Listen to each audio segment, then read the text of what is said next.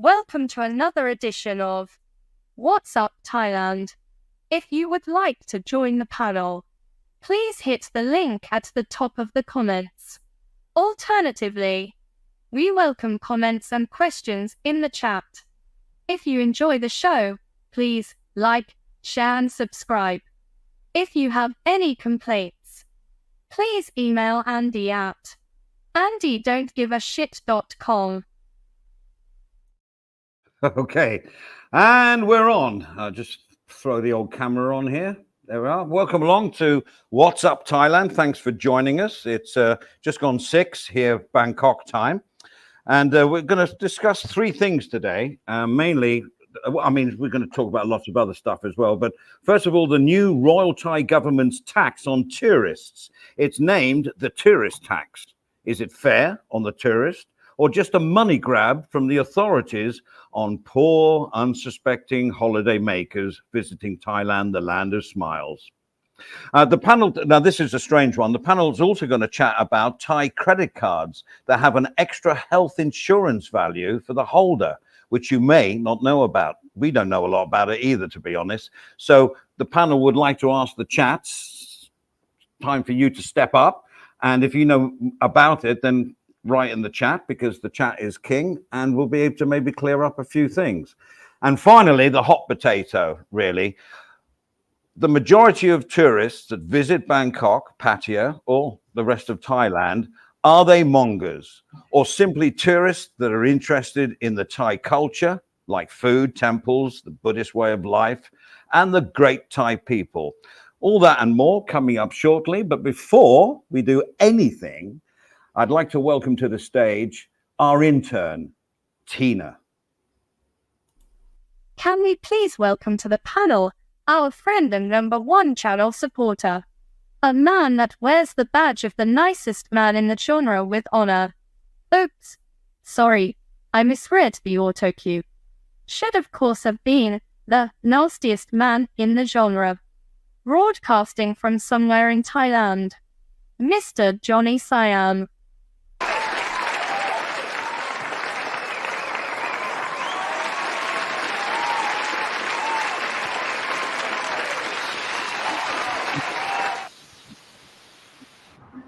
Johnny, welcome. Hello, ladies and gentlemen. Too many fake businessmen.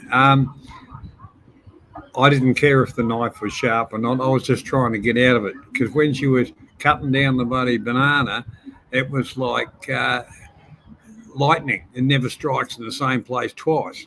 Thank God I'm only 4'6" tall. I can tell you, that was a bit dangerous. But anyway, thanks for watching it, and thanks for your support, mate. Yes, I went back and did a bit more research on my Visa card. 1,500 baht, which is about $68 Australian, and that gives me coverage of 50,000 baht for an accident anywhere in the world. Death of 1 million baht. Now, mind you, there's variations on that, and different banks offer the different things. So that is my that's my thing with it. Different people have different stories on it, but like I say, we'd welcome to hear what others have got to say. But that kind of, for the 1,500 baht fee per year, no other account keeping fees, nothing else, and that insurance. Hello, Adrian. Hello, Mr. Parent, and hello, Mr. Andy. Oops, I'm mute. Johnny, welcome. G'day, Johnny. Andy, yeah. Steve. I mean, first of all, this is not on the viewers. script, so we can sort of, yes, absolutely, the viewers. We can kick off with this. It's such a long time ago that I got my Thai Visa card, right, which is changed to MasterCard and now UOB from Citibank, etc., etc. I can't remember how I applied for it, but I do know my blue book was involved, which shows that I share a property with my wife plus a wife certificate. My question is, I'm sorry, I'm taking ages here. My question is, can a tourist or somebody that's coming here and moving here, is it difficult for them to get a Thai credit card? Well, I'd rephrase that to open an account, and a Visa card not necessarily has credit on it. But I just went to another bank, and I just walked in there, threw my passport on the bench, and bingo, there you go. But that's up in Bumfuck Junction. It's not Bangkok or anything like that. Yeah, I mean, Steve, did you have a problem with getting a Thai credit card? Or, I mean, don't give away any details. No, I don't have any credit cards. I only have a bank account. I hate the idea of credit. I mean, don't misunderstand me. I have had credit cards in the past. I had a Barclays Bank Visa when they first came out when I was 18. It was great, but they're such a rip-off. It's such a rubbish way to borrow money. Right. No, I haven't had a credit card for 15 years. 20, I think. No, yeah, 20 years. I haven't had a credit card. If I can't afford it, I don't buy it. Well, yeah, but I mean, if you pay the credit card bill regularly and not late, you don't, no interest, no nothing. So for me, it's I don't think we've ever been late ever. I've got quite a high credit ranking because of that over 40 years or whatever. But yeah, we just pay every month, religiously pay the bill. So they're not making hardly any money directly from me. I don't buy any of their stuff. And it's just easy, you know, well, for me. If you use a credit card like that, they hate you, the credit card company. Yeah. And I would imagine your credit card limit never goes up. If you're paying it off each month, it'll stay at 1,000, 2,000. If you're close to the limit and you're still paying off the minimum payment each month, but you'll suddenly get an email saying, "Oh, well, look, you're such a good customer, and you're so reliable. We're going to increase your limit by £1,000." You know, wow. And look, we're all suckers for it. I was a sucker. I did it.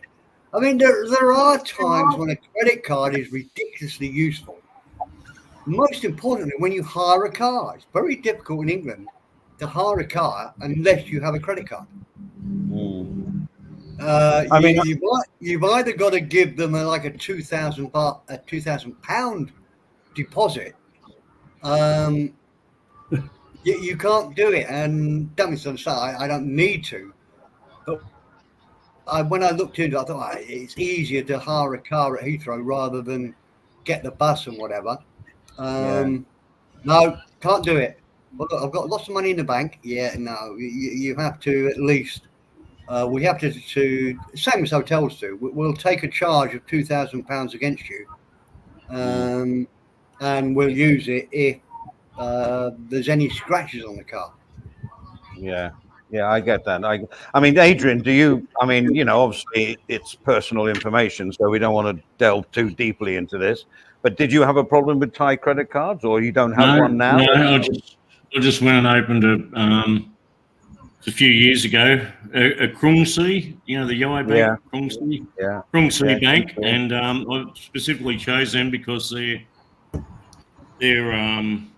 card had like a Visa debit card attached to it, so you could order stuff online. And, you know, like, okay, it's not a credit card. You need to have the funds in your account, of course. It's a debit card, but it's attached to Visa, so you can do all that online shopping and stuff with it.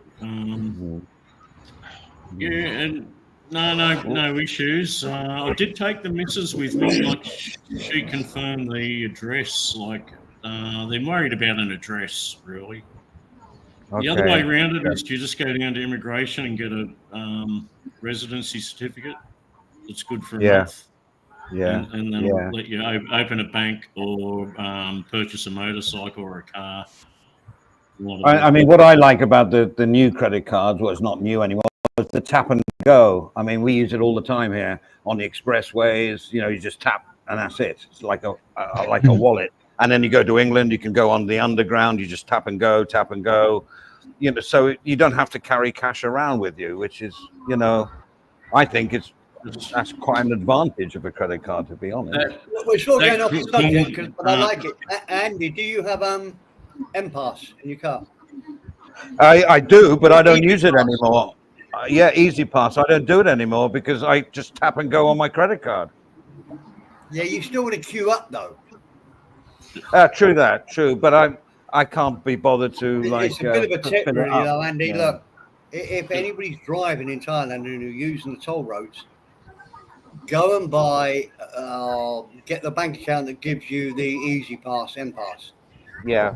It's got so one on my satisfying window, when the 4 million baht Mercedes comes past you and they have to queue up and you sail through.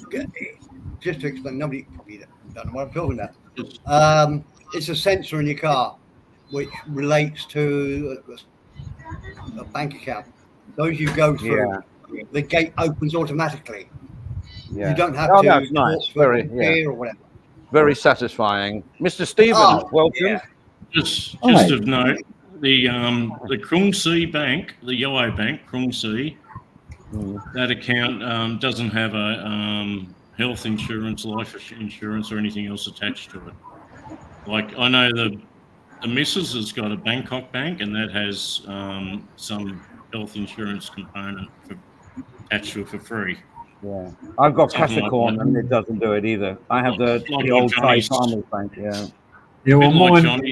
Johnny's one there with Yeah, well, mine was the Blue Bank. It's crack gold. Yeah, like you expect me to remember it.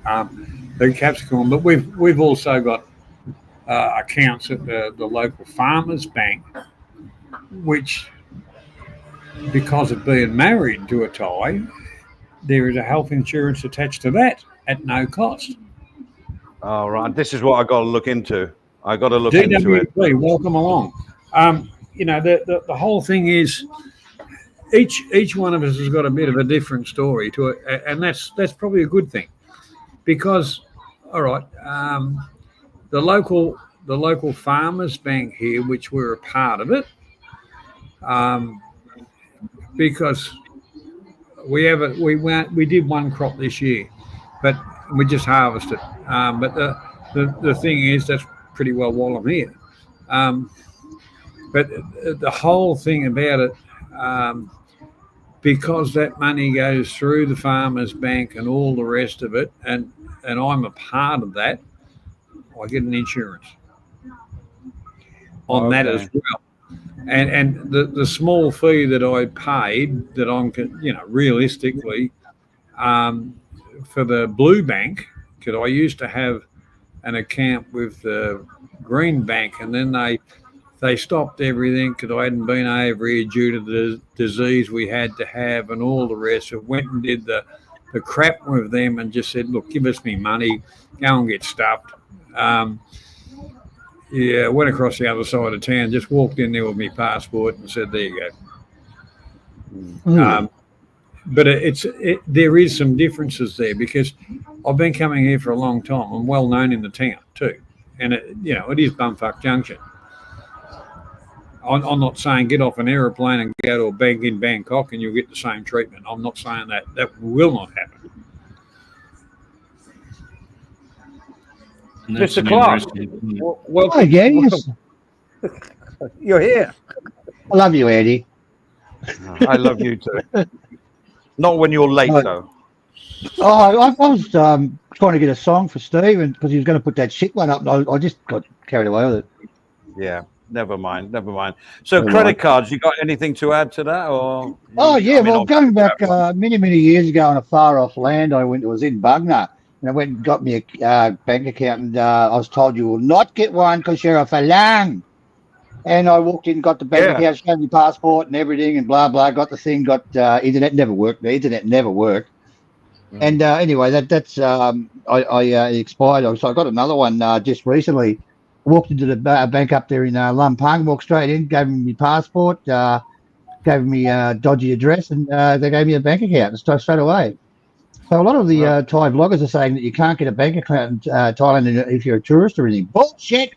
You can get them. Bullshit. Okay, But I must add something. If you try that in Bangkok, you'll probably get a cavity search and thrown out. They will not give you one in Bangkok. Okay. Mr. Perrin was right earlier on. We screwed up because we were going to talk about the tourist tax first, but never mind. Has everyone done on credit cards here, guys? Well, I'd just like to say my take on credit cards and the cashless society is I don't like it. What I've got in my wallet is what I've got to spend. Yeah, that's the best way, John. I haven't had one for bloody, Yeah. geez, it'd be going on 30 years since I've had a credit card. All my life I've been like that. I've never had a credit card. No way to get ahead. I run on what I've got either in the bank or whatever. G'day, Chuck. Welcome along. What are we doing? Interest they charge now in Australia for a credit card? Like, do you know, Adrian, at all? I don't know. No. If you've got a bad one, it'd be 20 something percent, 17. Oh, well. 24% or more, at least 24%. So it's a real money spinner, isn't it? I buy pretty much everything I buy with my credit card, and I just pay it off every month. Yeah. I don't use them. No. Pay the total, and that doesn't cost a thing, so I use it. Oh, yeah. You can do that. Yeah. But yeah, if you've got the money to do that. But I just pay. I just make sure the cash is in there in the account. When you go to Thailand, well, sometimes I do a lot of shoplifting. Okay. Anyway, so when you're over there, the worst thing you can do in Thailand is take one fucking card. Okay, because if you lose that one card you got, you're fucked. You got to stand on the street and try and make a little bit of extra cash. You know, and so if you've got two cards, you can get it. You know, if you lose one, you can transfer all that money into the other account. You know, and they give you the card sent you in probably 3 or 4 days from Australia to Thailand. It works pretty well, but always take two cards. You know, take a spare one. You know, if you lose it, and don't put them together in your wallet. Put one in your suitcase down the bottom, in a little secret little drawer you got there, and one in your wallet or whatever. That's the way to do it. But if you lose your credit card over there, if you put the card in and takes your card, you are not going to get it back. You can stand around and wait for them and shit like that. They still won't give it to you. I had to go into the city when I lost one of them and demand my card back. They wouldn't give it to me until I started carrying on and, you know, shit like that and screaming and squealing. And I can't imagine you doing that. The final straw was taking my clothes off. They gave me my card and told me to get out. I have an Irish buddy that has lost at least 6 bank cards that I know of. Because when he gets drunk, he forgets that in Thailand, you get your money and then the card comes out later. That's how I lost them, Steve. It was because Australia, you get your card first, then you take your money. Now over in Thailand, they give they give it the reverse, so you're just walking off. Here's an interesting he's lost at least 6. thing. Well, at least my bank and probably others as well in Thailand. If you have a problem and your card gets lost, you'll probably, like my bank, I had to go back to the exact same branch that I opened the account to get the replacement or to do anything on your account. That's right. Like changing anything, you have to go back to the branch where you opened the account. So if it's up in Lumpang and you're down in Bangkok now, you're going to be travelling back to Lumpang just to update your details. Well said, W. That's why they wouldn't give me my old car, because my old car was in Bang Na, in Bangkok. I had to go down to Bang Na and sort it all out and then come back up to where I was staying. So it was just easy to just open another account. And then they charge you like 100 baht or something to give you a new card. I don't know. But it's in a way it's a good thing. You know, if you finish where you're living and whatever, well, you're better off transferring your accounts. But the other part about it, it's actually good if you're kind of in that area, because they know you, they'll fix everything up and all the rest of it. That's what I found. John, did you get 2 cards or 1? I only got 1 card. I got 2. And you lost both of them. No. Just recently I got 2. No, I don't lose them. I'm I'm used to sort of getting the money first now. I think banks. I How think can banks. you lose it when you put it somewhere and I forgot where it was? I think banks, when issuing a credit card, need to do an intelligence check. Need to do an intelligence check on who they're giving it to be honest. Well, yeah, I passed. They had little blocks in that. I was pretty good. It took me an hour to do them, but that was okay. It's only 3 little blocks, but yeah. Yeah. DWP, like I say, having an account here, I transfer from Australia to here using Wise. But I've got the backup. If anything fucks up, and I mean, if anything fucks up and I lose my cards or whatever, I can get on the computer and send myself some money to the local post office via Western Union. The only thing I need to pick that up is my passport. Yeah, DWP. Go on, John.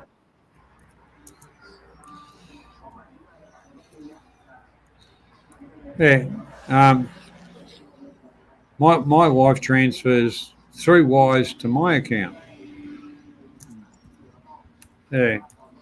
So that's okay. Well, when I was in Thailand, I transferred money into someone's account and I got it sort of instantly. But yeah, but that's what I do. DWP. Same. I was doing what DWP does, just transfer Wise from your main account in Australia. It works out pretty good.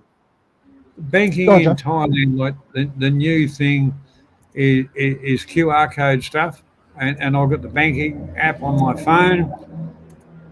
I don't have to. The card's not tap and go. The phone,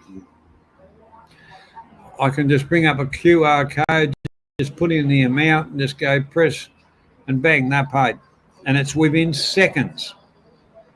Okay, we're learning a lot here. Hang on a second, guys. Tina wants to say something. I don't know what she's got to say. We appreciate your eagerness to join our panel, but please be a little patient until we finish this segment of the show and open the panel to everyone. Thank you. I'm going to dox her. I want to find out where she is. Okay, shall we go on to the next subject, or are you happy? Yes. Andy, no, I just have one more question. Why would I not suspect that? Just one. Only one question on the credit card thing. When you apply for a credit card in Thailand, what is the credit card limit they give you? I don't mind. Well, I mean, I'm not going to say, but mine is like 1, 2, 3, 4, 5, 6, 7 figures. Yeah, well, yeah, we know, Andy. We know that. Yeah. So I don't know how I got it. I don't know. I guess I don't know. Me and Steve know that. Oh, that's why it's going down. Come on.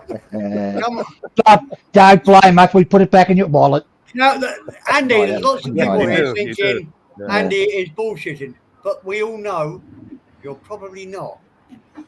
I would imagine if I went for a credit card here, I would guess at the most £1,000, what, 50,000 baht. Right. I didn't. It's not 7 figures. It's 6. I didn't count the digits right. Right, without so it's not a million or anything like that. Yeah. 100,000 baht. Wow. Okay. I'm going to hypothesize that it'll be almost impossible for anyone who's not living in Thailand on a long-term visa to get a credit card. I got one, Adrian. Oh, Like, okay. No. You got a debit card. Yeah, sorry. Yeah, that's right. You're correct, Adrian. Debit. You have to have an established thing. Although with the Farmers Bank, that's a little bit different. I can go down there and say, "Give me $1 million," and they say, "Yeah, no worries, just sign in." But that's from our past history. Yeah. Yeah, they're good at giving out loans in Thailand. They'll give them to anybody, really. Doesn't matter if you're not working; they'll still give you a loan. But the Farmers Bank is the most popular up in northern Thailand. It's very, very popular up there. The northern that bank. You're I've always been with them. Always been with them. You're correct. Have you? The Farmers Bank offer. Well, you've got to be a registered grower. And I'm not talking dope grower, but kind of farmer, rice grower, whatever, to actually be able to have an account there. But you know, look, I'm talking. This goes back. This association goes back a lot of years, and I'm not going to say 10 years. I'm going to say longer than that. Got you there, Clarky. I said, well, sorry, I wasn't so listening, mate. What did you say? Anyhow, moving right along. Okay, well, there's a new tax that's come out, and us old hands know that it used to be an airport tax. It's now called the tourist tax, which the price is sort of like, some say 300, some say more, but let's just say 300 for now. Mr. Surawong, who's the tourist minister, he said that I believe the collection of the tourism fee benefits the tourism industry, since the revenue can be used for the development of infrastructure and attractions, along with ensuring tourist safety. What's your views on this? Should foreigners have to pay to come into our country? Well, I think, personally, the first reports I saw on it, it said it came along with a insurance, which is virtually the same as what my card from the bank provides, because they're sick of drunk idiots ending up in hospital and skipping the country and leaving the bills, you know. But realistically, if the tourist has to fund the entertainment and the infrastructure, they'll just go elsewhere. You know, 300 baht I couldn't care about. It's the principle of the thing.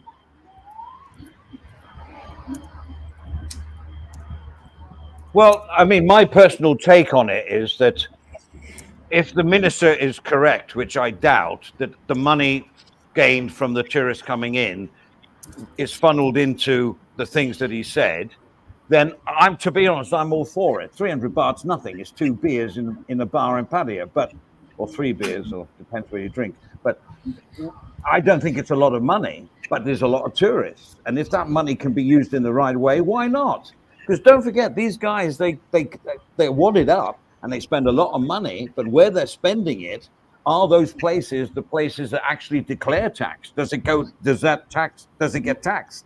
Hotels, for sure. Sure, they pay tax. But some little bars where you might spend 4,000 or 5,000 baht, it's cash. Do you think they declare it? So actually, the Thailand doesn't get anything from these people. So get them at the airport. That's what I say.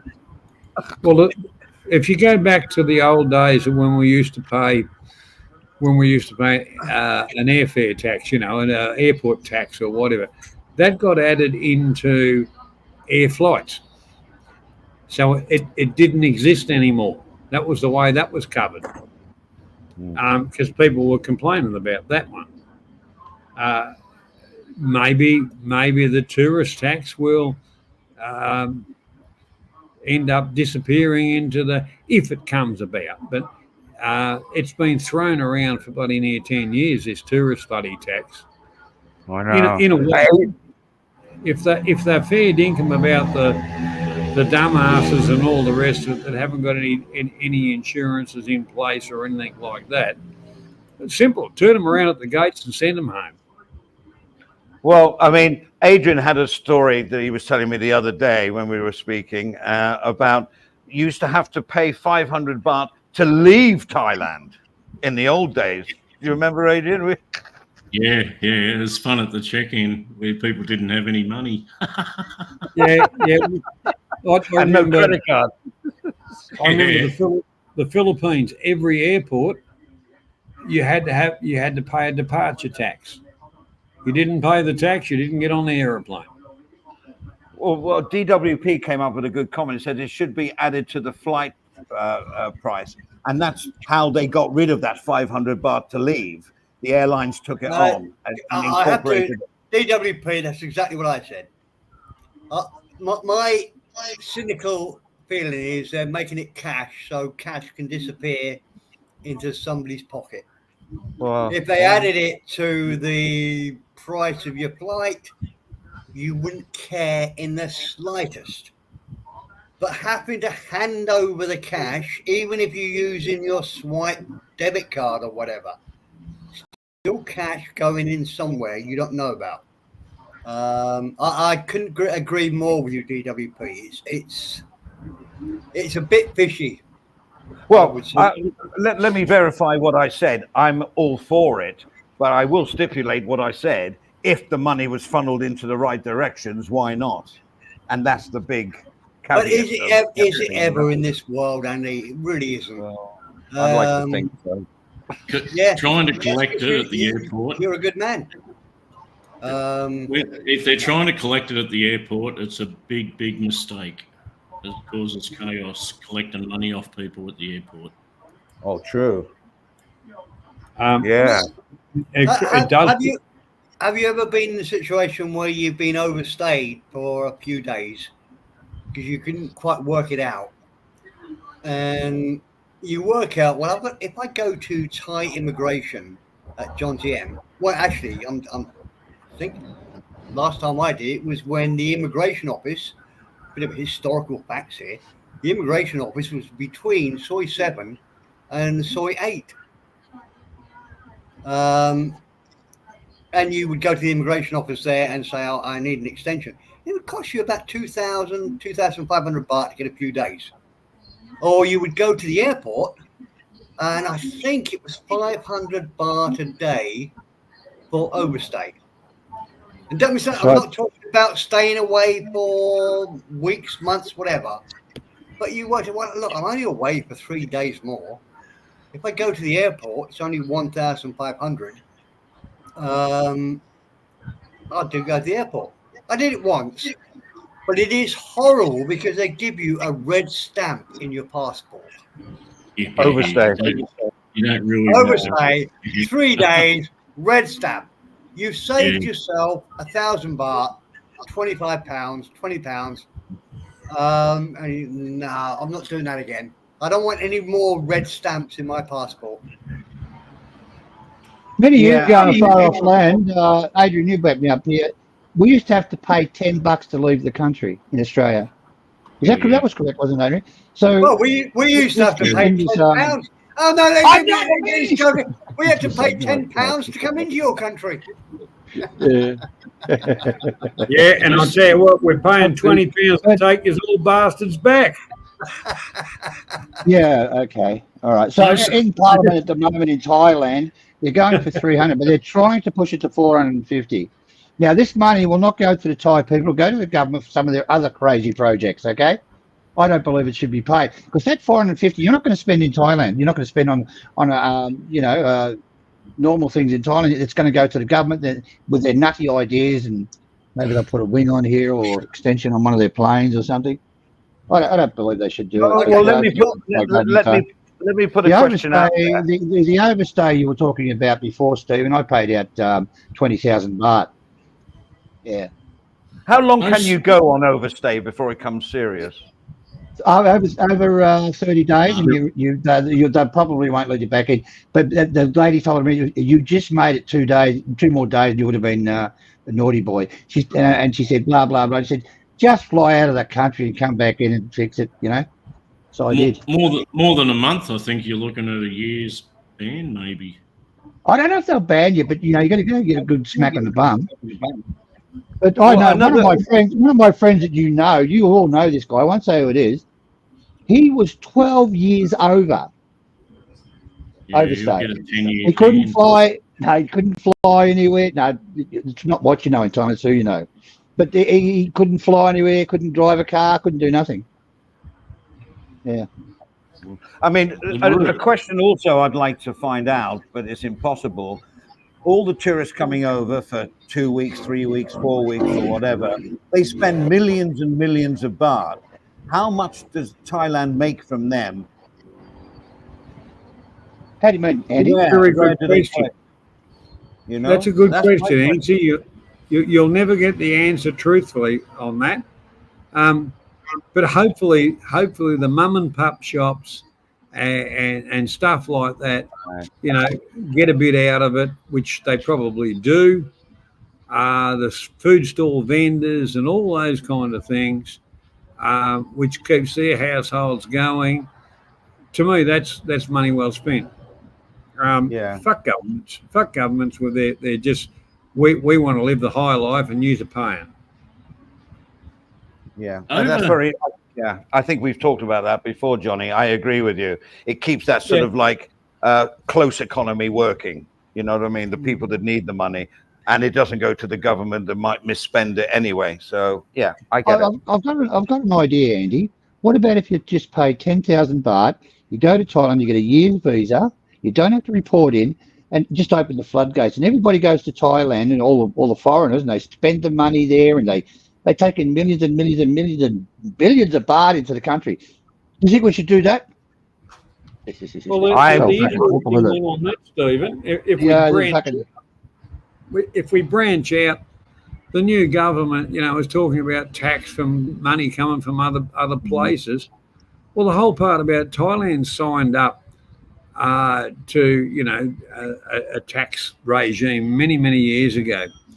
And as far as if I bring money from Australia, I've already paid tax on the bloody money, so why should I pay effing tax in Thailand? If not, I'll stay at home and spend it.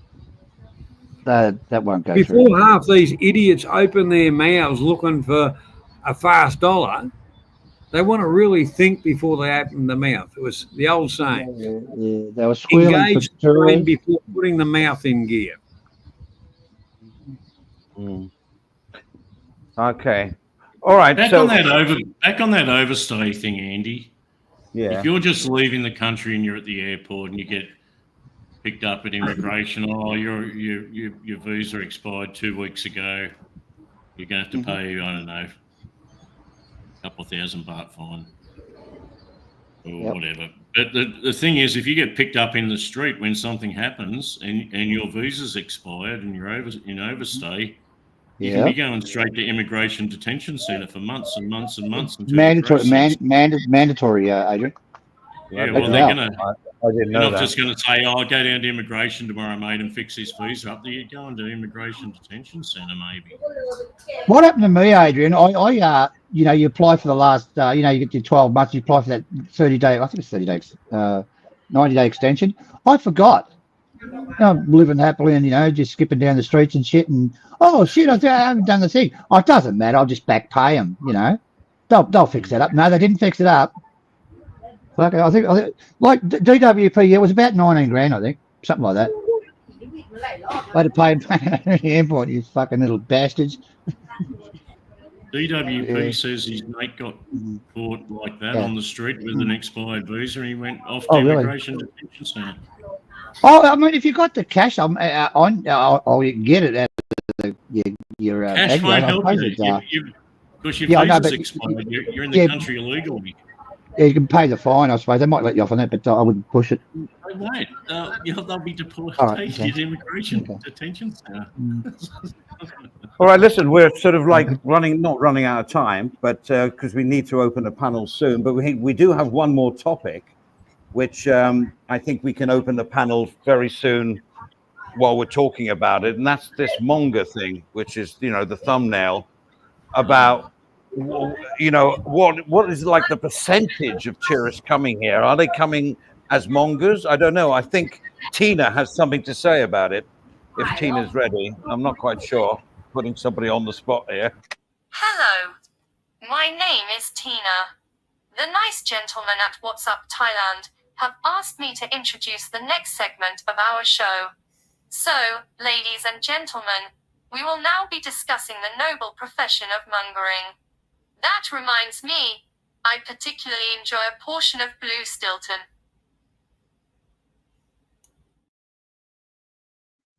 Thank you, Tina. Promotion coming your way soon. Yeah. Be a little check in the mail. Go right at the front. I like your comment about we've got to dox Tina. It does look like Tina's got the wrong end of the stick with cheesemongering, fishmongering, and ironmongering. But I think she's absolutely right. Mongering is the trait. Hold on. I can hear voices. Hello, Dave. Dave the Dasher. Hello. Right. How many Thai women are there in this genre? Well, apart from Right. Okay. I'll finish Sorry, what I was going to say very quickly. I think Tina's absolutely right. Mongering is a good trade to be in. Definition of the word, it's somebody who sells or promotes a business or trade. I don't think you can class any person who goes to Thailand. The word is totally being hijacked. And I tried to think who first came out with the word mongering as a derogatory term. I mean, even the term Richie. Yes, I thought that. Even the Hey, what term was it? warmongering is somebody that sells war. They're not doing it as a customer of war. You don't get a soldier on the front line being called a warmonger. So I think Tina's absolutely right. Mongering is good, and all mongers should unite together. What, Steve? Let me ask you something. Why do they Yes. call them whoremongers? They go down to Pattaya and look at the culture down there. So why is that whoremongering? What about the golf? They get out. They get out of the airport, go straight to Pattaya, and you know they look around. They look at the temples, the bars. You know, I don't think it's whoremongering. You give me a good introduction into it. There are some people on the outskirts, the rim, the fringes of our community that you could describe as sex mongers, the people that profit from the trade that goes on. But they're purchasers. Trying to call the customers mongers is just hijacking the world. They're not mongers. We're just innocent customers. I don't know what more to say, really. Well, actually, I hate the bailiffs. But no, I got more to say, but I'll let somebody else say more. All right, don't forget, Pattaya originally was a little fishing village. Korean War going into, actually Korea wasn't a war, it was a police action, and Vietnam wasn't a war, it was a conflict. Pattaya was used as an R&R point for people on the battlefield. So it progressed as far as wants and needs of servicemen. And that's how it gained its spot on the map. And then the tag come along of mongers, or mongers, whatever. And the thing is, a lot of you're going over to Thailand. Oh, what are you? You're mongering, are you? No, I'm not selling anything, nor am I promoting anything. I'm going to have a look at the culture, the temples, or whatever. Maybe play golf. It doesn't mean that you're chasing after sexual partners and try your prowess out. So realistically, the name like Pattaya has got a name for all the wrong things. But there's a good amount of entertainment in Pattaya, not only whatever. You can bungee jump off the telecom tower. Oh, there's quite a few people I'd like to, give them a free ride on that. Well, I've got lots of stories about, obviously I have expat friends, and two of them have married ladies in a bit of that profession of entertainment, but more not bar girls or dancers, but more higher end. And they married, and they've been married for years and years. They've got kids, and they come round to the house, and everything is normal.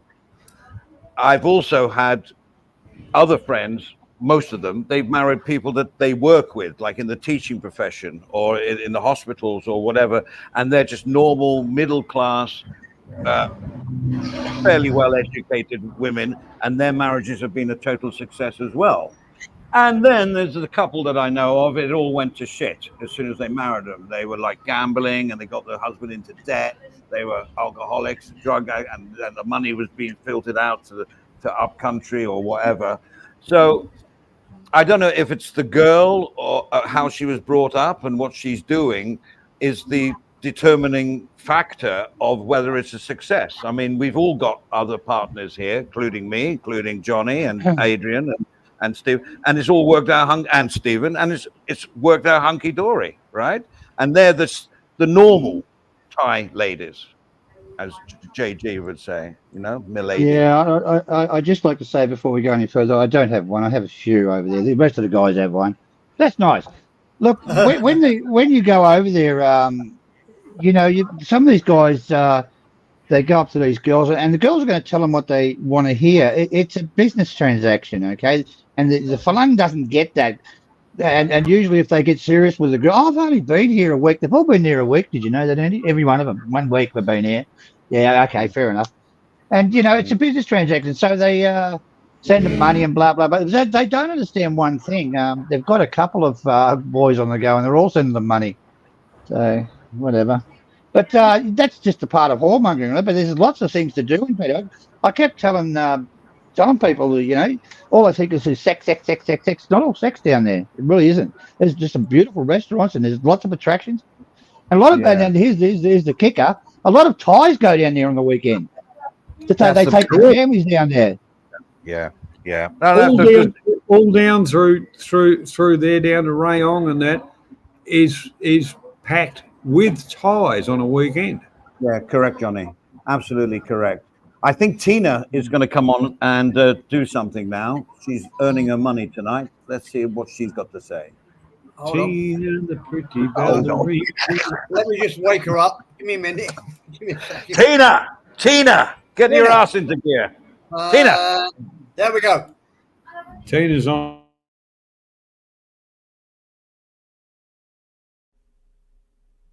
We are pleased to announce that the panel is now open. Please hit the link at the top of the comments and we will get you on stage as soon as possible. Thank you. I'm falling in love with her. How old is she? It seems the word whoremonger originated in England in the 1400s. Oh, okay. I think Twitchy made it. Well, Twitchy made it famous in Thailand. They used it all the time, I think. According to the Oxford English Dictionary, started in You got to love the Oxford Dictionary. Adrian, can you put the link up, mate? I'm on it. I'm on it, Andy. Give me. Okay. You got to pin it, Steve. You got to pin it. Yeah, Steve's on it. Still Steve's on it. He's on it. You know me, I like to put percentages on everything, but like I'm gonna round it down to keep everyone happy. But I'm gonna say at least 75% of single men coming to Thailand coming to meet women. Or how many? I wouldn't take that, Adrian. I'd go about 95.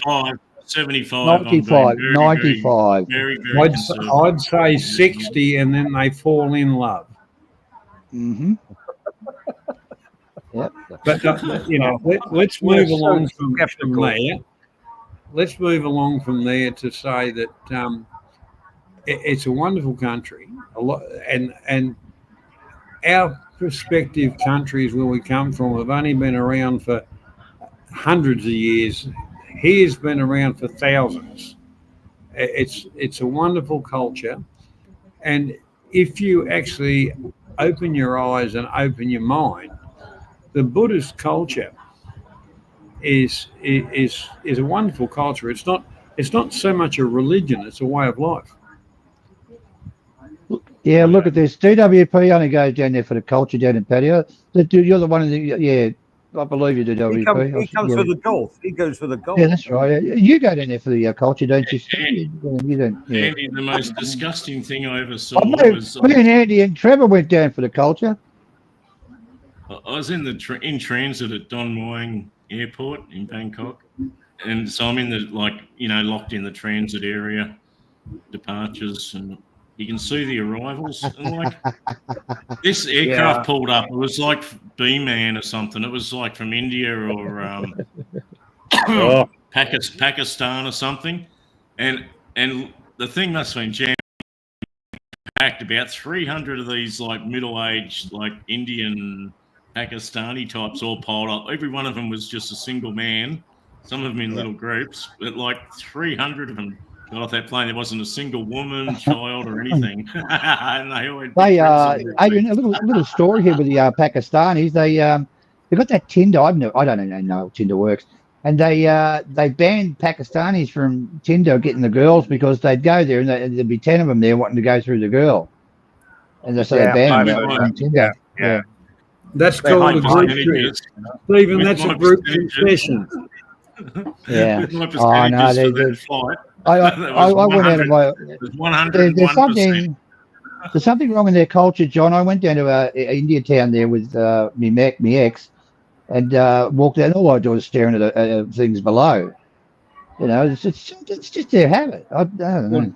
Dave the Dasher says that 95% go to Thailand to meet women. Yeah, I know. I read that's the word. 5% to meet men. I reckon it's more than 5%. That's probably right. Yeah. By the way, we got to clip Adrian's laugh. We got to do something on the production side because that's the best laugh in the genre. Yeah. Yeah. I suppose the one job in Thailand, everybody says, I've got an education. Oh, look, if I do this, I can be a teacher. Yeah, if you want to work for peanuts and put up with all the crap and be a stuffed monkey at the front of the joint, no worries, do it. But if that's your life goal, you're an idiot. I was going to say, like a certain percentage of single men go to Thailand to work for their company or something, you know. So could you exclude them? I don't think so, because even they're jumping over each other to get a posting in Bangkok because they know they're going to be banging the cock there. My mates used to come to Thailand, about 10 of them from the old city where I used to live. They all went there to play golf down to Pattaya, and their missuses, their wives believe them. Oh, geez, I don't think they played golf. They stay for about a week or so. Geez, it's I like the remember. guys that go to the Philippines to go scuba diving, you know? Yeah, of course they do. Yeah, in the bath. Great story for the listeners, you know? It's an awesome story for the family. In the old days, it was called skin diving. Muff diving. Muff diving, yeah. Muff diving's the one. But the Go there, one hunt for part fun bags and fur burgers.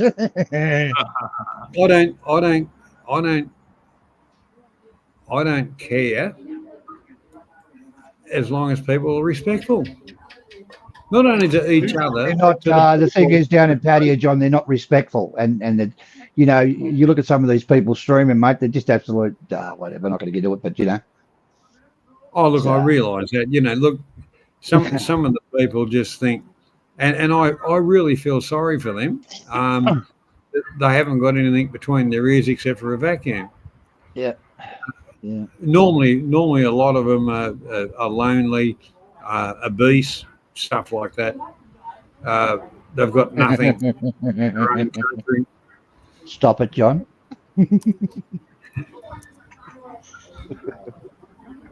Where were we? Moving right along. Next subject. Yeah. Okay. Yes. That's Well, down in Pattaya, they've got the Falungs have to realise if they like one of the girls from the bars that's been working there for 1 week. They've all been working there for 1 week. You got to understand it's a business deal, and you're not the only one they got usually. Yeah. It's I used to. I didn't actually do it, but if you're going to do that sort of thing, you better go into the wholesaler straight up to Eson. You know, get them fresh off the production line. Oh dear, I think that's a bit of a derogative comment, but at the end of the day, travel around the country, and don't forget about the south. The south of the country is very picturesque and some very much untouched. It's your accommodation rates and things like that in the south are very, very good. I tell you, my test if I'm in, say, Pattaya, to say Pattaya, of a monger is when you're sat at a bar and a guy, a phalanx, comes up to the bar, sits down, and he strikes up conversation. Hi, I'm Tim, and hello, how are you?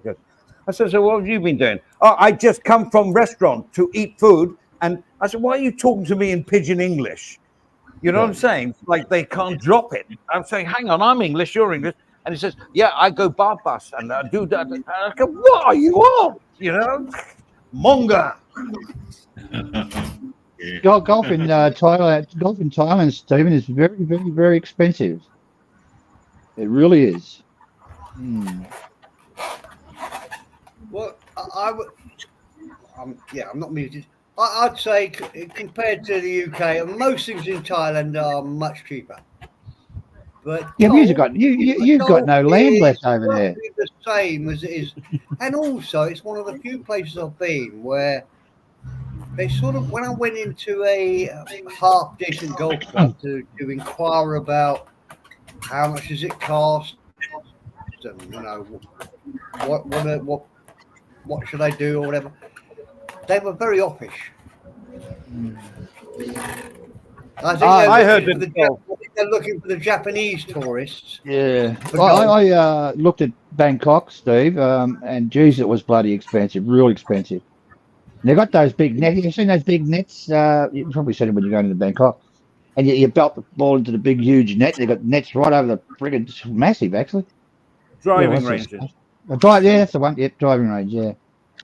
Yeah. But I've heard from golfers, if you're like retired or you're on holiday, if you go weekdays, it's cheaper. Now, I don't like the game. I'm not into the game, and I've never played golf. Crazy golf I've done. Andy, you missed a great experience. Yeah. Golf is a great game to play. Now, though, more people die playing golf than the other sport. Really? Right, yeah. And it's one of these weird. You belt the other prick in the head with a club. But there are very few sports that you can still be playing when you're 80. Yeah, I think there's drinking in a bar, Steve. Is that a sport? Say again? Yeah. That's a sport, is it? It's drinking in a bar instead of playing golf. Yeah. He got killed playing golf. He fell off a chair. He had 12 cans of beer. If I'm over there next time, all the Aussies come down. Come down, mate. It's fucking hilarious.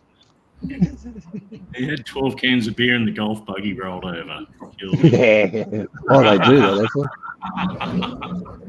I think if I took up golf, my wife would be a golf widow because I'd take it so seriously. I'd get hooked, and I have time to play. I'd be playing more, 3 or 4 times a week. I would get right into it. I'm like that with any sport if I play it. I used to play it, Annie. I used to play. They used to call me the helicopter. Why is that? So that was because of the club. Andy, there is a national Thai sport, and you have a mallet, which is shaped like a Coca-Cola bottle, made of wood, and you have little hoops and things. It's kind of a cross between a lot of games and croquet, and it's a Thai national sport. Never heard of it. Well, one of the in the family, one of the blokes, he is kind of like a state champion player for down in Rayong. Wow. And it's I've played it for shits and giggles, but it's a bit of fun. I've seen it there, Johnny. You're right. So, has anybody put the link up at all? Anybody? Yes, Steve did, but he didn't pin it. Look, I can see it. Yeah, but you should pin it. I can see it at the top of the comments. Yeah, but you didn't pin it. You got to pin the link. No, it's Stephen, I apologise. You are correct. Will you ever forgive me? He's correct. Leave him alone. Or maybe I need to refresh my computer. My name is Steve. My name is Steve, and I'm a professional person. And from now on shall be known as Rita. Yeah. Oh no. Oh, what I just got myself into. No. Let's forget that joke. Too late. Someone's clipped it. Too late. Lovely Rita Maid. Where would I be without you? There you go. What a song. Brilliant song. Well, most of us here remember back in the day, like probably in the 90s, there was no internet, there was no mobile phone apps. So there was obviously no dating websites. And they're so popular now, everyone seems to be meeting Thai women online, on Thai Friendly or some sort of dating app. So what's the percentage of single guys going to Thailand to meet someone they've been talking to online from Not many, Adrian, because they don't meet one, they meet about 10. They're all doing it now. I'd say probably 70% of them are doing it that way. They're talking to the girls, they get to know them and get over there and meet them, but they don't tell the girl they got 10, but that's how they're working at the moment, I think. What about Tinder? There's only one that's Thai friendly. They're all going to Thai friendly. This must be really like or Tinder. I think it's actually like Booking.com. There was a time when I would turn up in the city and just look around for a hotel or say to the motorbike taxi guy, what do you suggest? We want somewhere nice, this sort of price. Now, Booking.com does all that for you. You can find any hotel anywhere on your phone, on your laptop, whatever. Same with women. Now, they're Thai friendly. All these things are just like Booking.com, but it's just booking your girl before you get there. Now, I'm not totally against it. I think, well, it saves a hell of a lot of time, but it just feels so unnatural to me. I had to go out, get drunk, and when I was an 18-year-old, 19-year-old boy, or even late, I had to go out. I had to meet mates. We'd meet in a pub at 8 o'clock. If you weren't there at 8 o'clock, we'd all go off without you. And you go to a bar, you get drunk, you go to a nightclub with enough Dutch courage to have a dance with sexiest girl that would have you. Then if you were lucky, she would quite like you. Then you go home and you make it, and that was the way it was. Totally organic, totally random.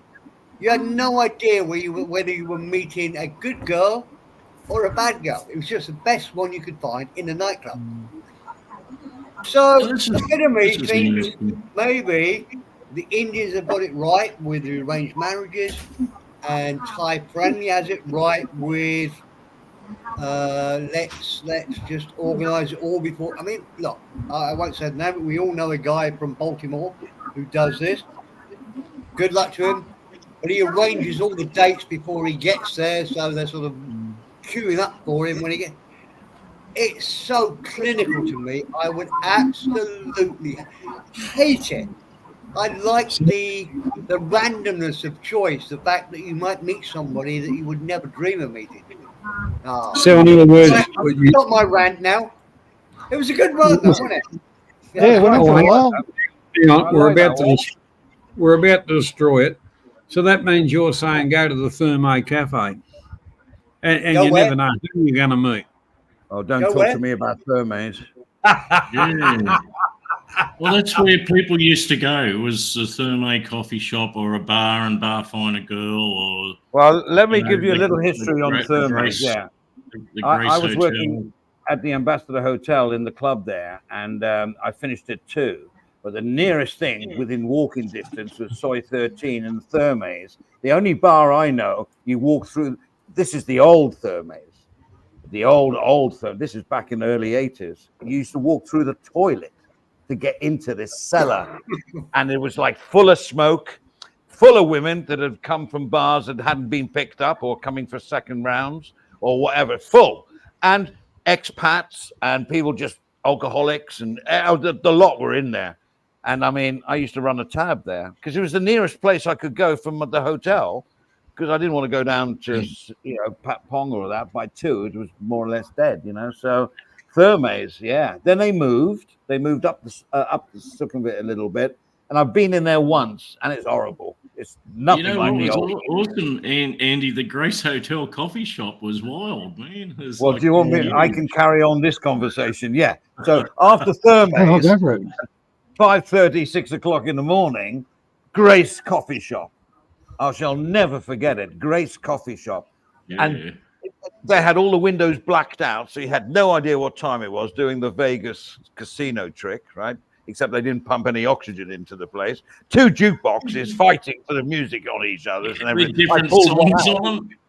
I pulled one out. I went to the wall and I pulled one out. I said, fuck that. I can only hear one song at a time here. And yeah, and that would go on. That was 24/7. That coffee 24 shop. hours in there, yeah. Oh, yeah. That was crazy yeah. with those multiple I know. jukeboxes all going at the same time. And 4 Oh, girls. man. You remember that, right? You remember the 200 2 women. 200 women and about 3 guys fighting. You couldn't even Oh. see them fighting. It was so packed. Oh, no. It was weird. It was weird. It was weird. Very, very weird. And of course, Andy, this is the thing, Andy. Like back then, that's how people met women, like most Yeah. people. And today, they're all doing it online. It must be severely cutting into the bar fine business. With a girl, like paying a bar fine. I don't think I've seen one on the vlogs, at least. You see Ron and everyone at bars. You don't see any guy pay a bar fine and walk out with one of the girls, do you? Or, I mean, no, I mean, freelancers must be a diminishing trade. The best bars to go to if you want girls, and me and Steve researched this, is the Coconut Bar. I've heard you go on about the Coconut Bar. Where's that? Are you kidding? You don't know where it is? I'm a clean living. No, I'm not. Well, no, I don't know. Okay, let's move on. The Coconut Bar is along the shoreline. The girls on the side of the street. They call it the Coconut Bar.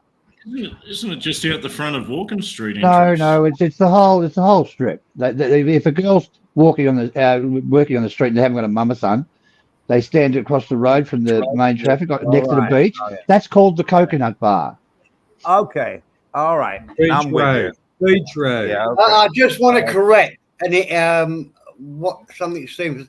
I have never researched the Coconut Bar. I know exactly what it is, but I've never been there. Not on my own. Not with you. Not with anybody else. Look, it's too risky. Yeah. Andy, these are the freelancers that are not allowed into bars. Because freelancers, that's right, the best freelancers work in bars. They're not on a monthly salary or weekly salary or whatever. They are just welcome into the bar because they're quite sexy, they're honest, and they take care of customers, but they have no wage. So that's right. They can start at 9 and they can finish at 10. There's no Steve, onus on them to stay. What's The freelancers on Beach Road can't get that sort of job because they've tried it and it hasn't worked out because the Mama Sanders said, no, you ripped off my customer last night. Don't come back here again. Look, I'm not giving anybody advice. It's up to you, whatever you do. But the freelancers on the beach, it's just too risky. You got no comeback. Take her back to your room. She steals everything, knocks you out. You got no idea who she is, what bar she came from, and it's just ridiculous. It's a crazy thing to do. The old days they used to put cocaine in boobs. So if you sucked on their boobs, you get off your tits, pass out, steal everything. See you later, dickhead. No comeback. Definitely. Yeah, definitely, Johnny. That was a big thing. I was trying to think the other day what the drug was they put on their tits. Yeah, coke. Ketamine, I would have said, but I don't know. Yeah, knocked you out real quick. There's a ketamine one in the news at the moment. A couple of Australians that they kind of said their drinks had been spiked or whatever. One's that was dead. a big. Oh yeah. Oh, the one guy died, didn't he?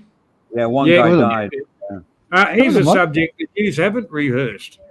The new government is trying to change the lease ability for foreigners, whatever, to a 99-year lease from 30 years,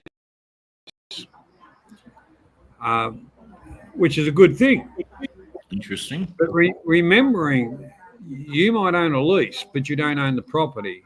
And that property can actually be sold with your lease, and then the new owner won't recognise your lease. So be very, very careful of entering into leases unless you have a clause in it yourself that you put in it. That's my advice on that one. Yeah. You'd think they'd mark up the note or the title deed of the land that it's like encumbered with a lease. Well, if they do it properly, where it doesn't matter if the owner sells it, there is still an active lease, and it's got to be abided by. But the way a lot of them get away around it is they will sell it, transfer the titles and all the rest of it. The new title owner will come along and say, fuck off. Your lease is not with me, that's with them. Yeah, you can see that happening. Well, you know. Yeah. And don't forget, the leaseholder often just rents out. So he's like in between. He's got the lease and he'll rent the bar or the restaurant or the place of business for 3 years, and he'll do a deal with the renter or whatever the word is. Well, so, you know, the whole part about it is Thailand's trying to make the place more attractive to business, foreign business coming in, which employs people, which is a good thing. But you know, they've got to cross the I's and dot the T's first. And from my experience in leases, that's fine.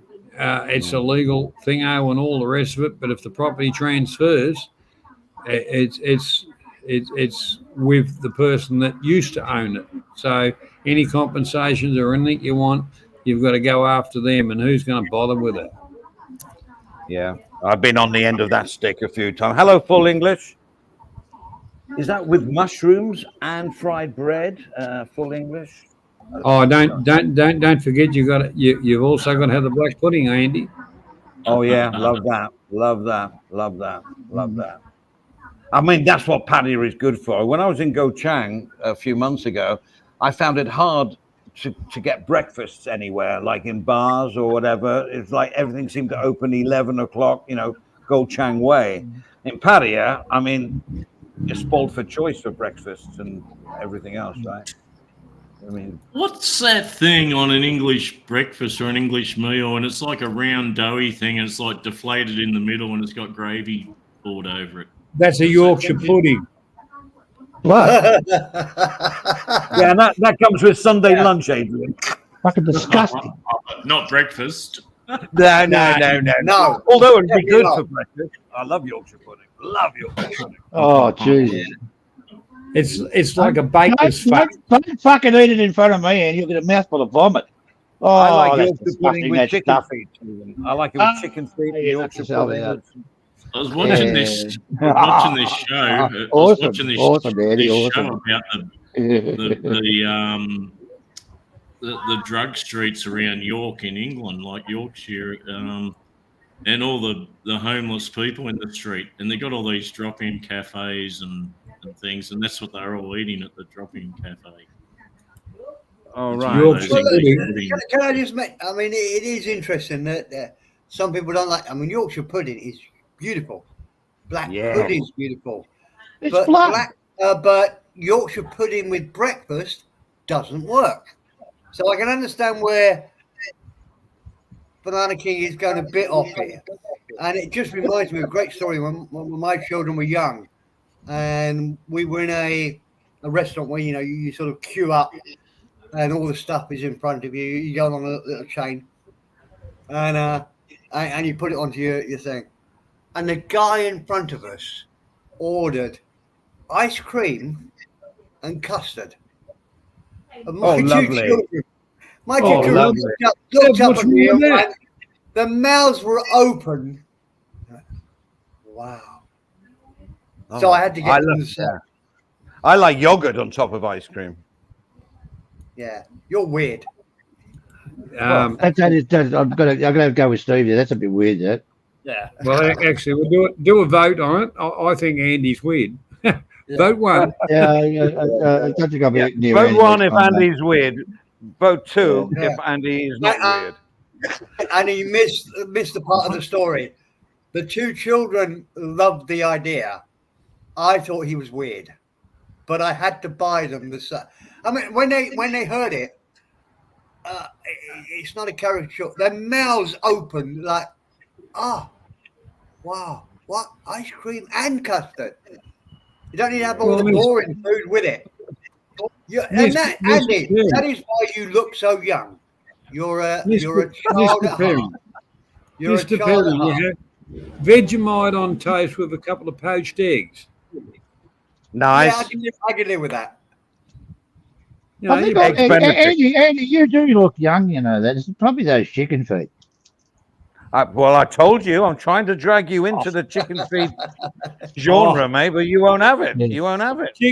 Chicken feet are lovely. But if you want blue eyes, Andy, I'll tell you how to get blue eyes. Just eat your own snot. Seriously, you'll have blue eyes in a week.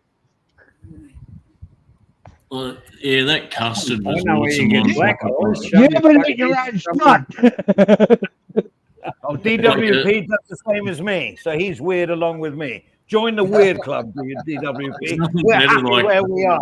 Don't listen to these morons. Hey, hang on, Andy. Hang on. He's saying yogurt and chips.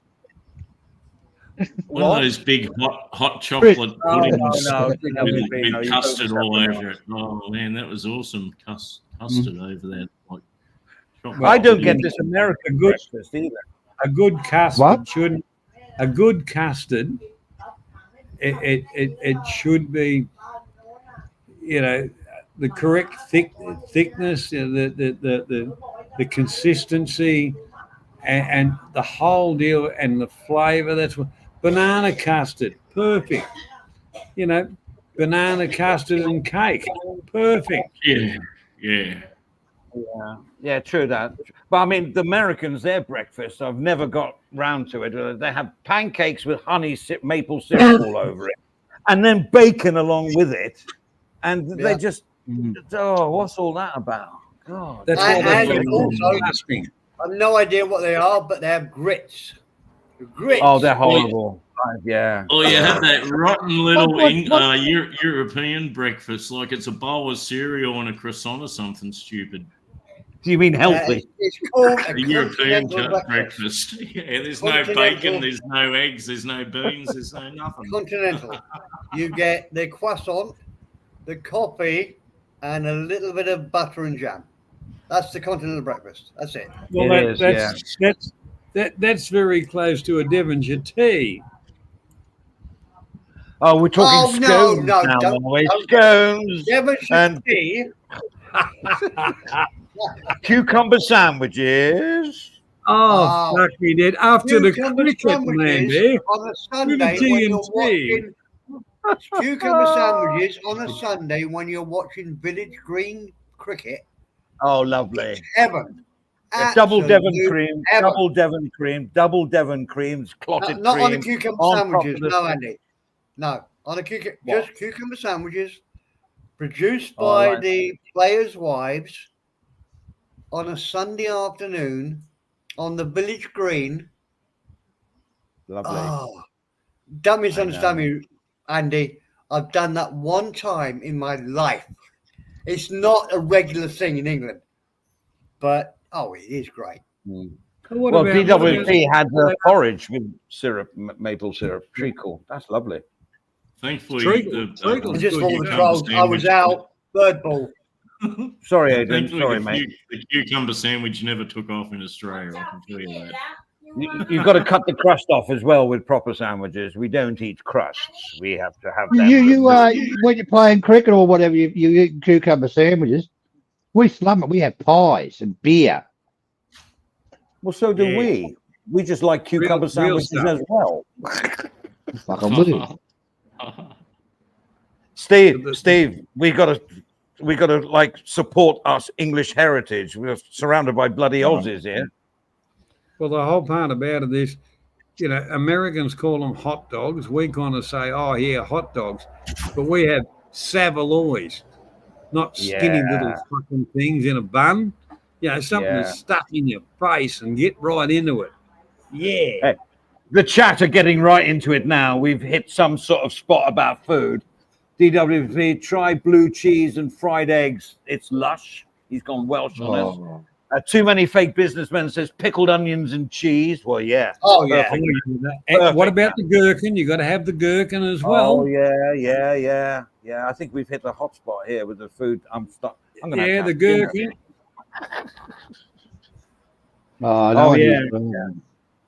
Yeah. Peanut butter and jam. Yes, DWP, but that's an American thing, isn't it? And they call jam mango and coconut juice and coconut cream and very nice. And also the Americans, DWP, the Americans don't call it peanut butter and jam. They call it peanut butter and jelly. Jelly. Yeah. And I like jelly. They can say you can jam it. Jamming. Is that where it came from? Jamming. All night long. I want to jam it with you. Too. Oh, pickled mango. Yeah, I've got some of that in my fridge at the moment, DWP. Pickled mango. Branston pickle.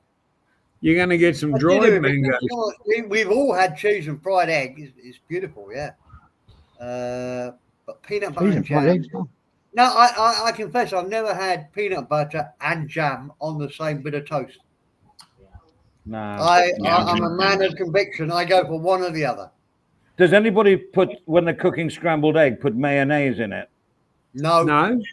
That's I heard sacrilegious. That is sacrilegious. Well, listen, it was Carson's doing the late night show and all that, and they were talking about scrambled eggs for some reason, and he said, "You have to try it. You have to try it. It's perfect." And I tried it. It's not bad. It's not bad at all. It makes the scrambled eggs smooth. Andy, this is why you're single. It's the stuff you eat. That's also why I'm good looking. I forgot about that. I've got to start eating chicken feet.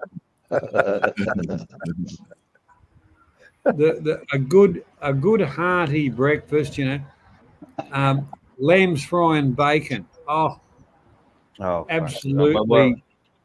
Absolutely beautiful. You can't Lieutenant Nescafe said, "Andy, that's enough of YouTube for you tonight. Obviously, we don't have the same taste." Nobody ate. Anyway, hello, Lieutenant Nescafe. Nice to see you here, mate. Cheese and the scrambled eggs. They go a bit gluggy. I like my scrambled eggs nice and fluffy, so I like to use cream, a little bit of cream, butter, and whip it good. Yeah, Full English says butter is the game changer for scrambled eggs and added cheese. It's the keto food thing, but I absolutely. I'd like a bit of fried bread with it, though. That's my problem. I love fried bread. What about now, Andy? Eggs are bad for you. Don't have eggs. Don't have the yellow in the egg. Now eat fucking eggs. Eat 60 fucking eggs a day. The old slogan used to be "Go to work on an egg." Now they're saying cook with butter. Yeah, that was always a big no-no when I was growing up, and cook with lard. And give the margarine the ass, and give the coconut oil, olive oil, that all you give it the ass. I reckon it's better for you. Well, the thing about butter, cooking with a bit of butter, providing your heat's not too high, you've got that slightly nuttier flavour with butter, and it really does enhance, and it's a natural product, not like all this other shit. Now, that brings me to another story in Thailand. Thailand has suspended exports of palm oil due to a palm oil shortage. Well, fucking hell. Send it all out of the... I'm allergic to the shit. Fuck it off. And I can tell you, and I won't reveal hardly anything other than Johnny Siam is allergic to palm oil. I know from first hand. That's all I'm going to say. Yeah. Oh, that's not good. Yeah, DWP beef dripping is the best the lard, but that's correct. I get it out of my air fryer when you're cooking steaks and stuff.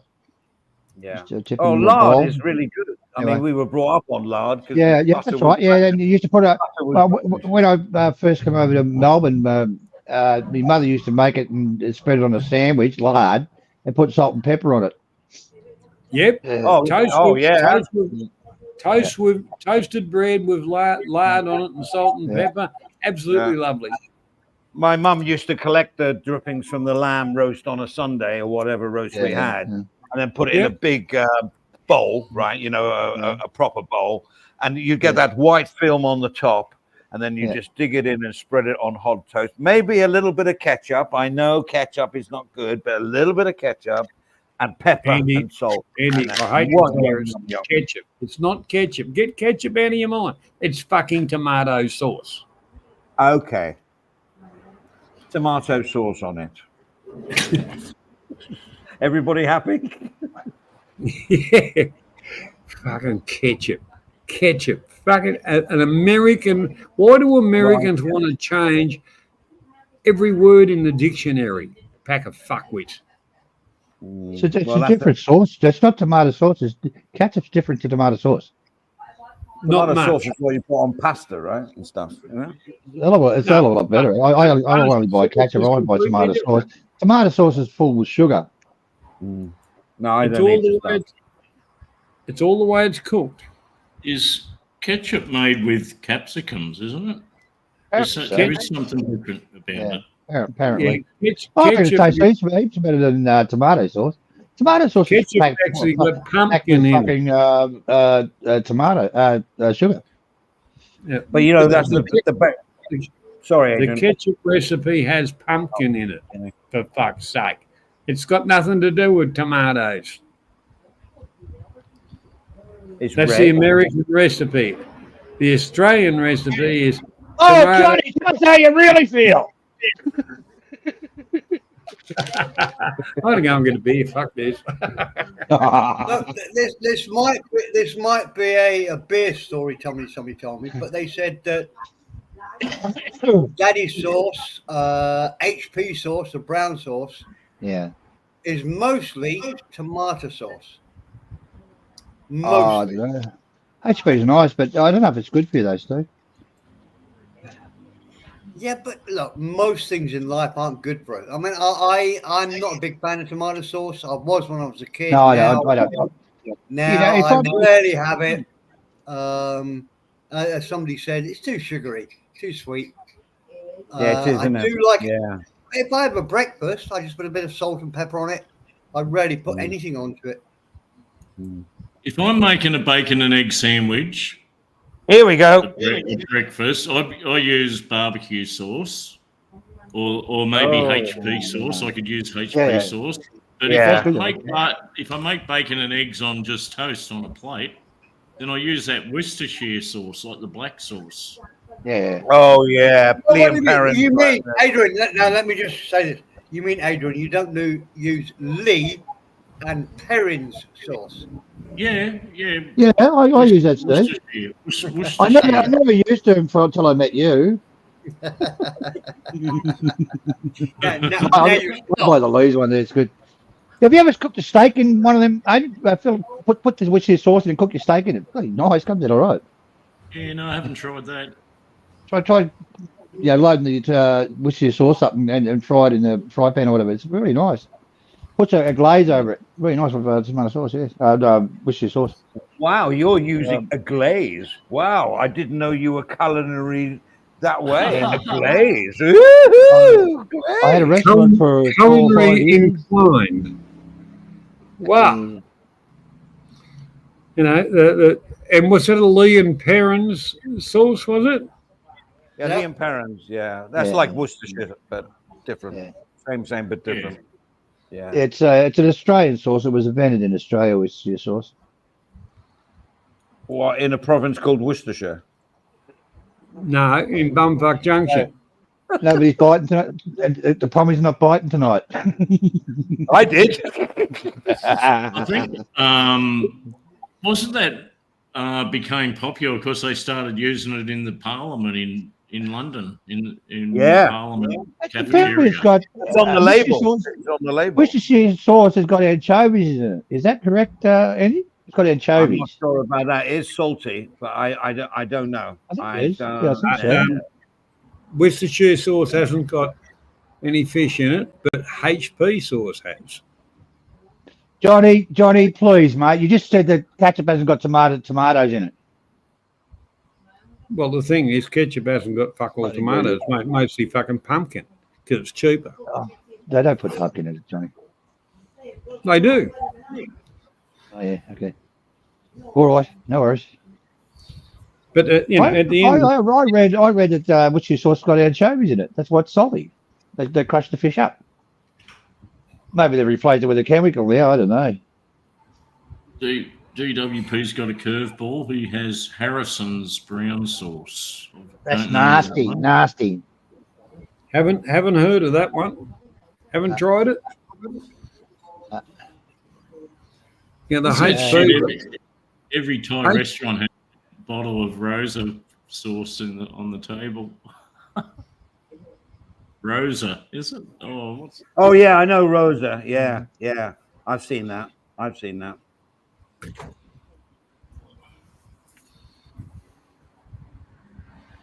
Brown sauce. Interesting. Yeah. Never tasted it. No, not common here. It's a bit similar to that Japanese sauce they do. It's a bit similar. Yeah. I don't know. Worcestershire sauce has got anchovies in it. Molasses, tamarind, onion, garlic. It's got anchovies in it, John. Does that Is that 1,700 baht? I know. Can you believe that? Is that real? That must be the box of the shit. I don't know, man. It should be a That's case got to of be it, a right? box of the. Yeah, box. Is that a 20-litre bottle? 20-litre bottle. That's ridiculous. Jesus. Wow. Wow. That's got to be a misprint. I can't. I think so, right? 1,700 baht. Well, there might be some spinners out there that'll take up the offer. Who knows? Is that baht or pesos? That's fucking ridiculous. Pesos. No one uses pesos anymore. They went out about 30 years ago, didn't they? No, peso with Filipinos use pesos. Oh, right. That was nasty, Andy. That was nasty. We got HP sauce here in the sauce section at the supermarket. It's about $2. Yeah, it's around $2 or $3. Yeah, it's good HP sauce. It's barbecue sauce, that one, isn't it? Barbecue Yeah, flavour. it's very Smoke. Yeah. It's got its own flavour. Yeah, it's not bad. It's not bad. It's not bad on fish, but not really on, in my opinion, not on meat. Yeah, you're right, DWP. That must have been a box of it. Otherwise, that's bloody expensive sauce. I think they added one extra zero onto the price of that. Yeah. Well, I tell you what, I'm not buying it because I can get it in Tops down the road here for about, as DWP said, I think around about 169 baht. It must have been a box of them, something like that. I think it's supposed to be 179 baht. We've just put another zero on the end. Oh. Somebody should have been a proofreader. But hang on, there's the guess. It's interesting how sauces and different things that are popular in a country find their way all around the world. Evening, gents. Hello, DWP. Evening, gents. G'day, DWP. How you doing, mate? Yeah, mate. DWP, you legend. I just had to change my avatar to keep it clean. Put your avatar. We'll get some views. No, I'm not having the avatar. Cause conflict over here. Doesn't matter. Oh, yeah. Well, Yeah, how's it going, mate? DWP is a bit of a legend these days. Yeah, he is. Yeah. Yeah. Anyway. Yeah. I'll be down there in around Christmas, mate. I'll catch up to you. Yeah. And then Well, Colin Johnny's and- here in a week or 2 weeks, Yeah. is it, Johnny? Yeah. Yeah. Johnny, when are you going down there, Johnny? Ask me left-hand shoulder. Yeah. Well, has it got a name or anything? Well, the thing is, everybody's got a left-hand man, but I got a left-hand shoulder. Got to carry the bastard home all the time. I thought that's where the devil perched. Ah, dear. Oh, when I came Right, over, well. Steve, we did it as teamwork. We both got lost and we're both drunk. That was okay. So that HP sauce, it's only like 100. I think it's 169 in Big C for a big bottle. Not the biggest bottle. Yeah. Yeah. Yeah. But you can get daddy sauce don't just now at 99 baht a bottle. Okay, Yeah, what's can Daddy's sauce there? Lieutenant Nescafe's mentioned Daddy's sauce. Yeah, I've too. seen That that. is- That is.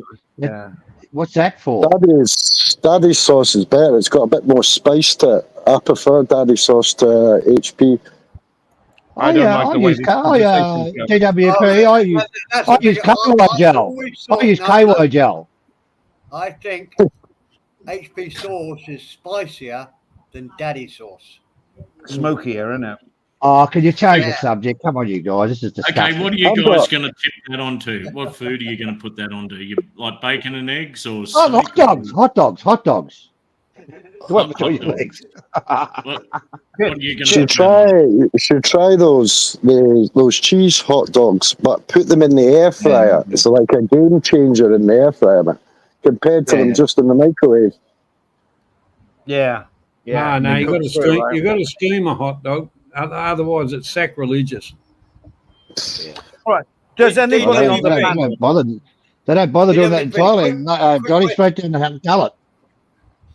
Oh, and when they put them in, when they put them in the microwave, that's sort of steaming them anyway, and then you chuck them in the air fryer afterwards, and they're even better.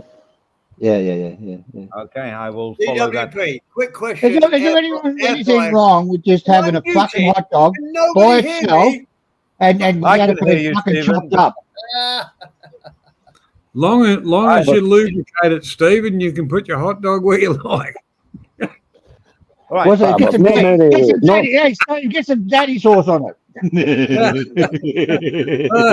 Oh, look, I think there's a I can get YouTube fucking recipes club of to that fucking shit. come to your daddy sauce.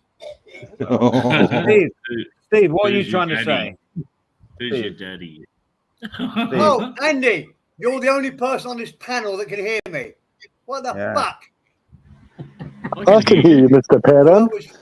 Yeah. We can all hear you. Yeah, but We're you ignoring carried you. on, then We're just over speaking you, Mr. Perrin.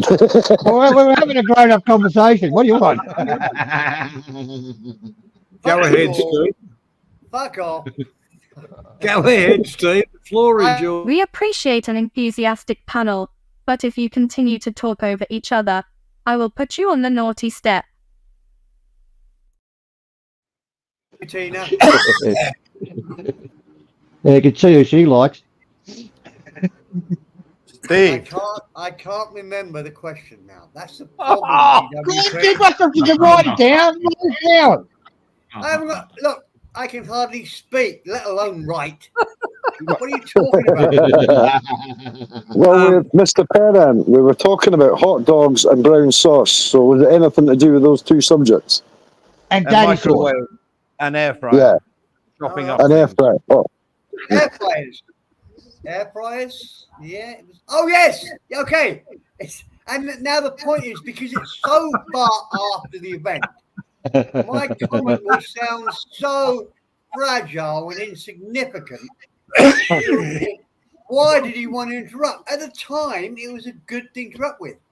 Because I was going to say, is your oil or air fryer a good one or is it like mine, where all the Teflon, arguably Teflon coating, has sort of burned off, and I've eaten it, and I'm dying from Teflon coating?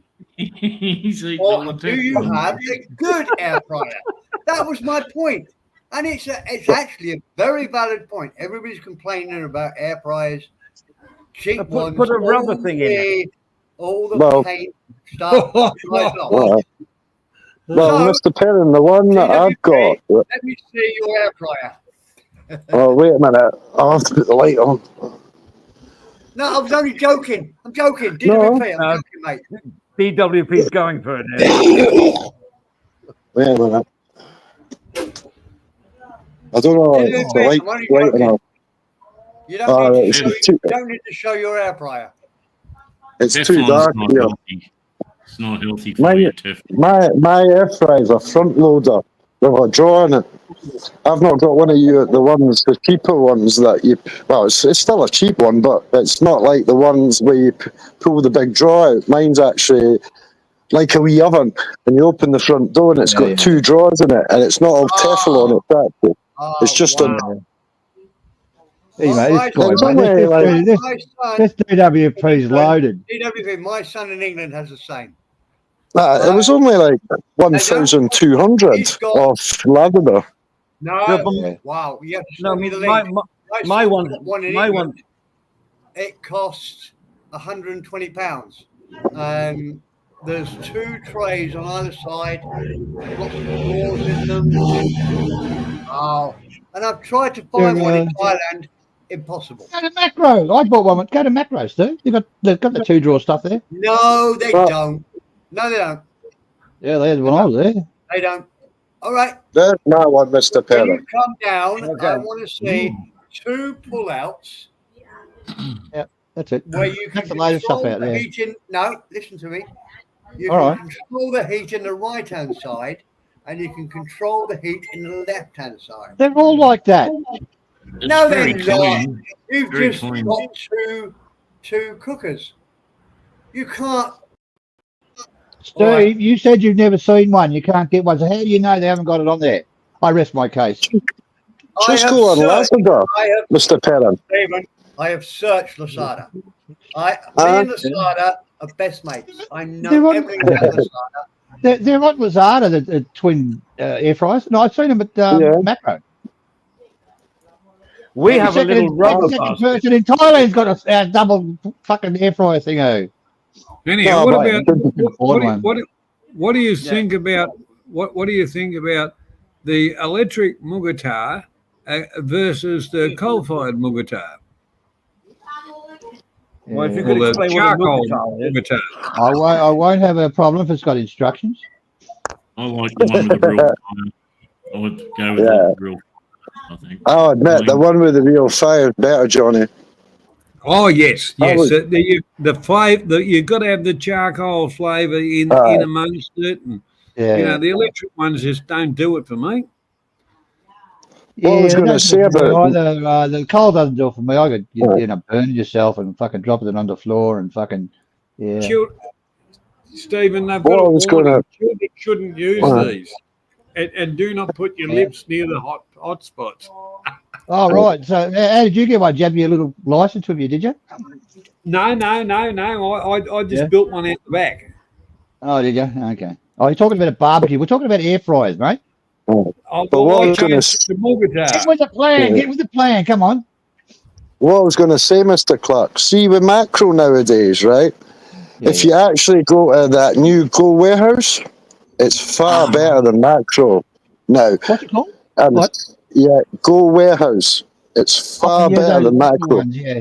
Yeah, There's they've got a one logo. on, there's one on Sukhumvit, right? And I went to macro about a few weeks ago to get French fries, and their electrics were rubbish. It used to be far better years ago when I last stayed here.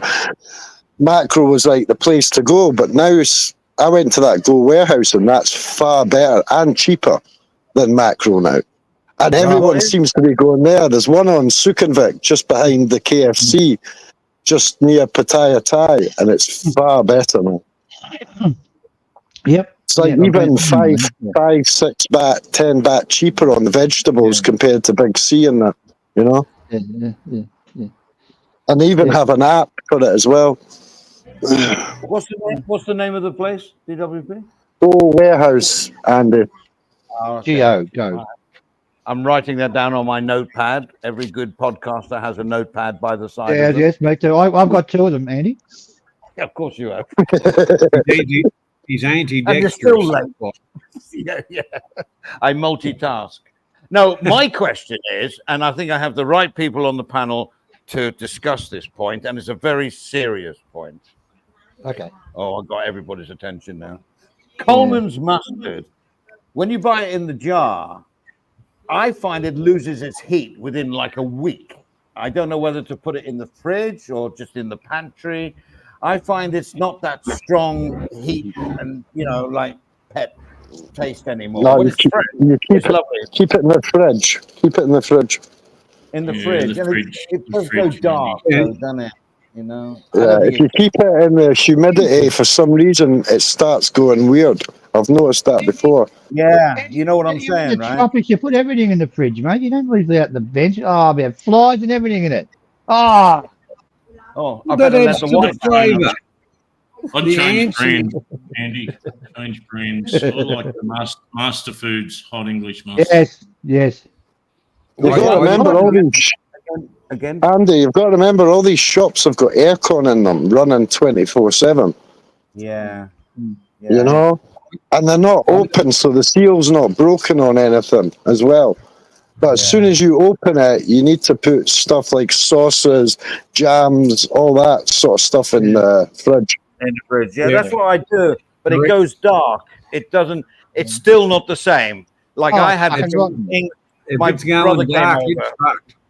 Well, yeah, my some- brother- If you don't put it on tomato sauce, it'll do the same thing. It'll go brown. So you gotta Andy, keep it in stop the fridge. buying the big jar. Buy the wee jar so it doesn't, so you go through it quicker. Good That point. one, Andy, Andy, the Master Food hot English. Okay. Andy, I brought over to you Hang on, the keep it best there. I mustard know. you can get. The dry Yeah, I haven't used mustard it that yet. you mix yourself. Yeah. And- yeah. You try that and then let me know, because that I would consider to be the best mustard around. It's dry I'm gonna try powder. it this weekend. Mix Yeah. it with a bit of That one will water bring as you tears want to it. your eyes. That one will bring tears to your eyes for at Yep. least 6 months. Yeah, I've had that Oh, before. lovely. Yeah. That's what I want.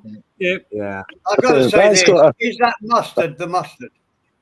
Yeah, That's got a mustard. 3 chili ratio on the bottom. It's got 3 Oh, pinches lovely. of chili. Yeah, I love oh man, I put it on ham on a ham sandwiches, and it like just the smell of it in your eyes brings tears. Oh, lovely. Yeah. I that's got good. a jar. It should have a warning on the label. Oh, It has. It's got 3 chilies as the hotness level at the bottom, Yeah. Stephen. Go yeah, Phil yeah, thing. It's probably But we've got a all plastic seen, wrap. we've all seen in Banana's fridge. He's got like different butters, marges, and everything. Man. yeah. I remember when he was cooking his barbecue, he showed them he had different butters, different sauces, and everything. Adrian, can you get that mustard in Thailand? I think you could. Yeah, you can. Yeah, I've seen it there. I actually bought some over there. Maybe Okay. Tom's. Master haven't been Foods looking is a for it, worldwide so, company. All right, going back to You don't Johnny. have- What was the name of that mustard you brought me over? Keen's, Keen. right? Keen's. Keen's mustard. Yeah, Very Keen's good. Yeah. mustard. And we're going to try that this weekend. So I've got the powdered Coleman's, and that doesn't work. With a little bit of vinegar, a little bit of warm water, I've done it all right. But it's not the same as when you go to England and you open a jar of bloody mustard. It's hot. When it comes here, it goes through a bloody transgender thing. I don't know what's going on. I think it's Try to get mustard from Australia, Andy. It's much better than the English mustard. Well, that's what. Sorry, that was a bit nasty. I'm sorry, Andy. I was being nasty. Yeah, Well, Australia Australia- makes hot English mustard. Everyone knows. Oh, no, Andy, we're in Australia. Andy, if they Keen's don't have mustard it and in, Keen's curry. Andy, if they don't have it in Tops, try Villa Market. Is it Villa Market? Villa, yeah, yeah, Villa, yeah. yeah. Villa Market, yeah. Do you know the best have you villa got a market? friendship in? No. What's Sorry. No, you haven't DWP? What's that little market in Pattaya? Not a little one. It's pretty big. They sell all the falung food. You bloody got to get everything in there. Friendship. What, Sandbridge or Is it- Friendship? Don't buy an Aussie, I think. Friendship's owned by, Friendship's owned by Chinese. What Friendship they is got mega. there, DWP? They got cheese there. It's pretty cheap. Like Oh it's no, really- that's Sainsbury's. Oh, the expat shop on the dark side. No. Like It's near Pattaya. It's near Pattaya somewhere. In the middle. Yeah, but that's on it's either Friendship's owned by the Chinese or it's the expat shop, Sainsbury's, and that does all the cheap cheese. Like I went up there and got two. And how it does? They do the quarter of a circle of blue cheese. You get two of them for 129 baht up there. That's bloody cheap. That's cheap. No, you ever down in Pattaya, Andy? You get your cheese down there. It was really cheap when I was down there.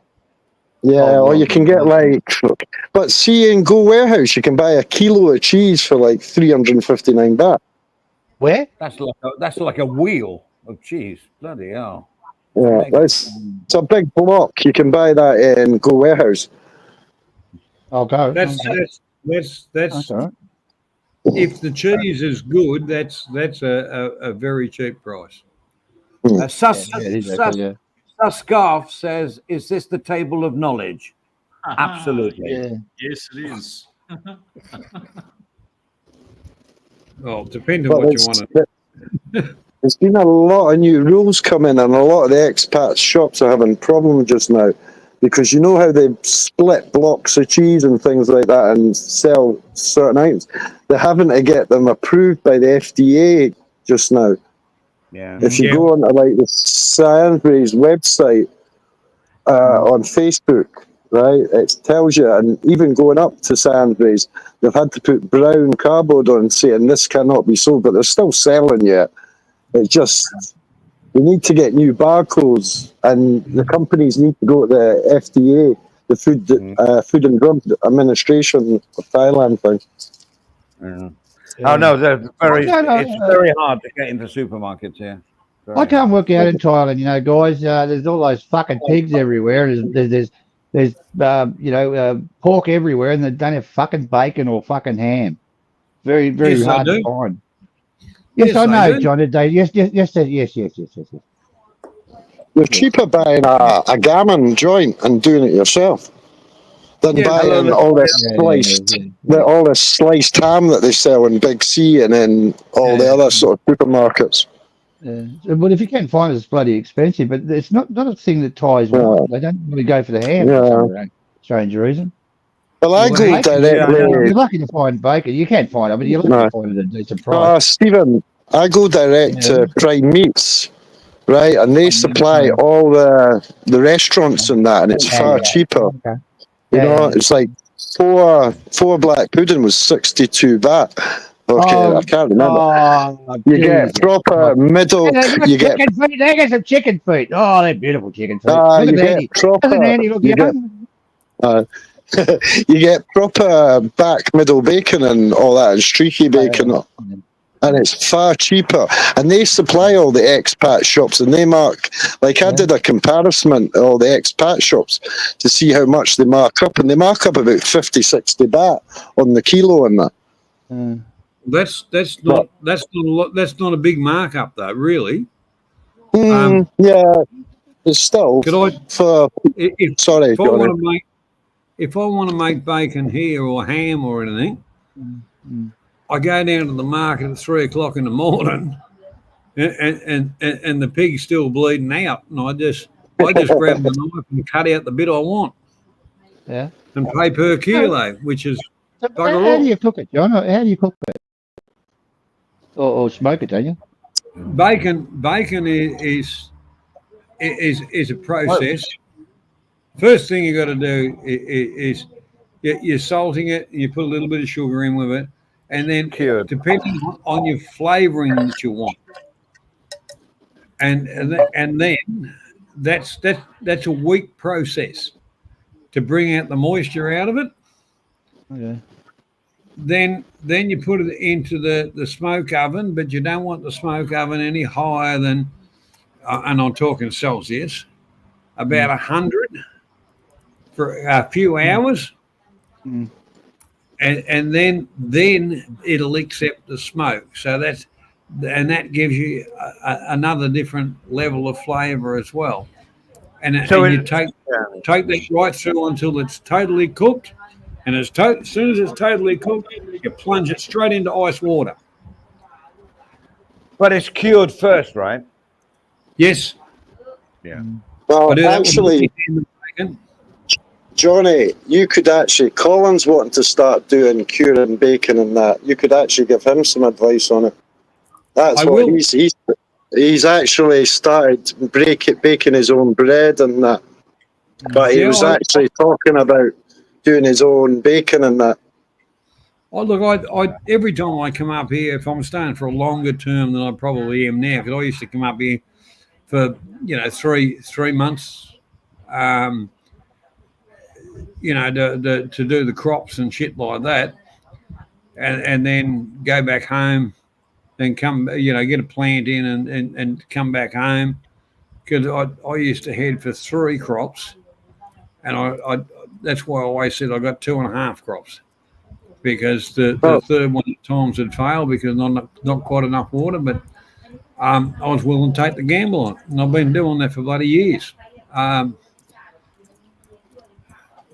I've always gone to the market, freshly slaughtered stuff, got my own meat, brought it home, and processed it. And even in Australia, I was doing it semi-professional. Yeah. It's kind of weird because you can buy Australian beef here, right? And that's like 750 baht for a kilo. But if you buy Thai beef, you're talking for ribeye, it's 370 baht for a kilo. When I had my restaurant at WP, I couldn't afford to get the bacon. So we used to get pork belly. And geez, it tastes like fucking bacon. That's all through macro, and you just put it in the air fryer. It's really nice. Yeah. No, it's not as good as bacon. But, I think pork's quite reasonable out here. Yeah. You can get pork loin for 185 a kilo. Yeah, that's true. Pork loin steaks. Pork and chicken. Yeah. When I go there, I get the pork belly and cook that up. It's fucking nice, actually. Oh, pork belly, come on now. It's got to be 50% fat, 50% meat. It's the best thing in the world. Pork belly. Yes, carnivore diet. Fat's flavour. Who's going to get that turkey? That's where the flavour is. The flavour is. That's why marbled steak. The higher the marble rating, the more flavourable the steak is. It's common sense, not rocket science. Like, who's all getting a turkey for Christmas? Like, that's coming in at for the butterball turkey, 390 baht per kilo. Yeah, well, that's not too bad. That's 10 bucks. $10. Oh well, hang on, a bit over $10 Australian, 300 $12 a kilo Australian. Yeah. That's not bad. We used to get for 3,000 baht somewhere in town. I can't remember the name now, but I get my son to pick it up. Already cooked, everything done, presented lovely, was foil all over it, and turkeys. That was 3,000 baht. That must have been like a 3 or 4 kilo turkey, and it would be straight onto the table. Lovely. You don't have to worry about anything. I was in Villamart a couple of days ago, I think 2 days ago, and they've already got their turkeys in for Christmas, already cooked in the freezer. Oh, there you go. You see, this one was like cooked per, it was done per person, but they would start cooking at like 4 o'clock in the morning and would say, we'll pick ours up at 10 o'clock or whatever. My son, it was in Soy on Sukhumvit, Bangkok somewhere, Soy 33 or somewhere like that. And then he would bring it here and we'd just leave it, didn't have to warm it up, didn't have to do anything. It was perfect. My wife's done all the roasters. Australia, Andy, we don't really go for the turkey. We always had ham, chicken and roast lamb. Yeah, we have lamb. We have lamb now. I've stopped doing turkey. We have past 10 years we have lamb because it's. And Well- I can't wait for yours, Johnny. Johnny, yours is going to be our Christmas dinner, by the way. Well, Johnny we brought over a nice piece did of lamb. discuss that, Andy. We did discuss that. Yeah, That's there you one go. thing you would have missed out on, DWP. Scotch fillet, Australian beef, prime Angus, yummy, yummy, yummy, yummy, yummy, yummy, yummy. straight out Christ, all of this talk is good to me. I'm hungry. Gippsland, Australia. You know, the beef capital of Australia, the real beef capital, not the shit beef capital. And mate, Beef capital of Australia is Rockhampton, Johnny. no, that's where they have all the shit beef, Adrian. That's why down where we are, we have really, really good fucking stuff. And compared to Queensland, you have foot steak. You got to put your foot on the fucking thing to pull the bit off to eat it. It's kind of mad. It's kind of mad, all the prices like here. Like for a honey ham whole, 350 baht for a kilo. For toast ham, 195 baht per kilo. For salami, 650 baht. Can you believe it, guys? We've been talking about credit cards, tourist visas, and mongering, and we've got the most views now because we're talking about food. Something there, guys.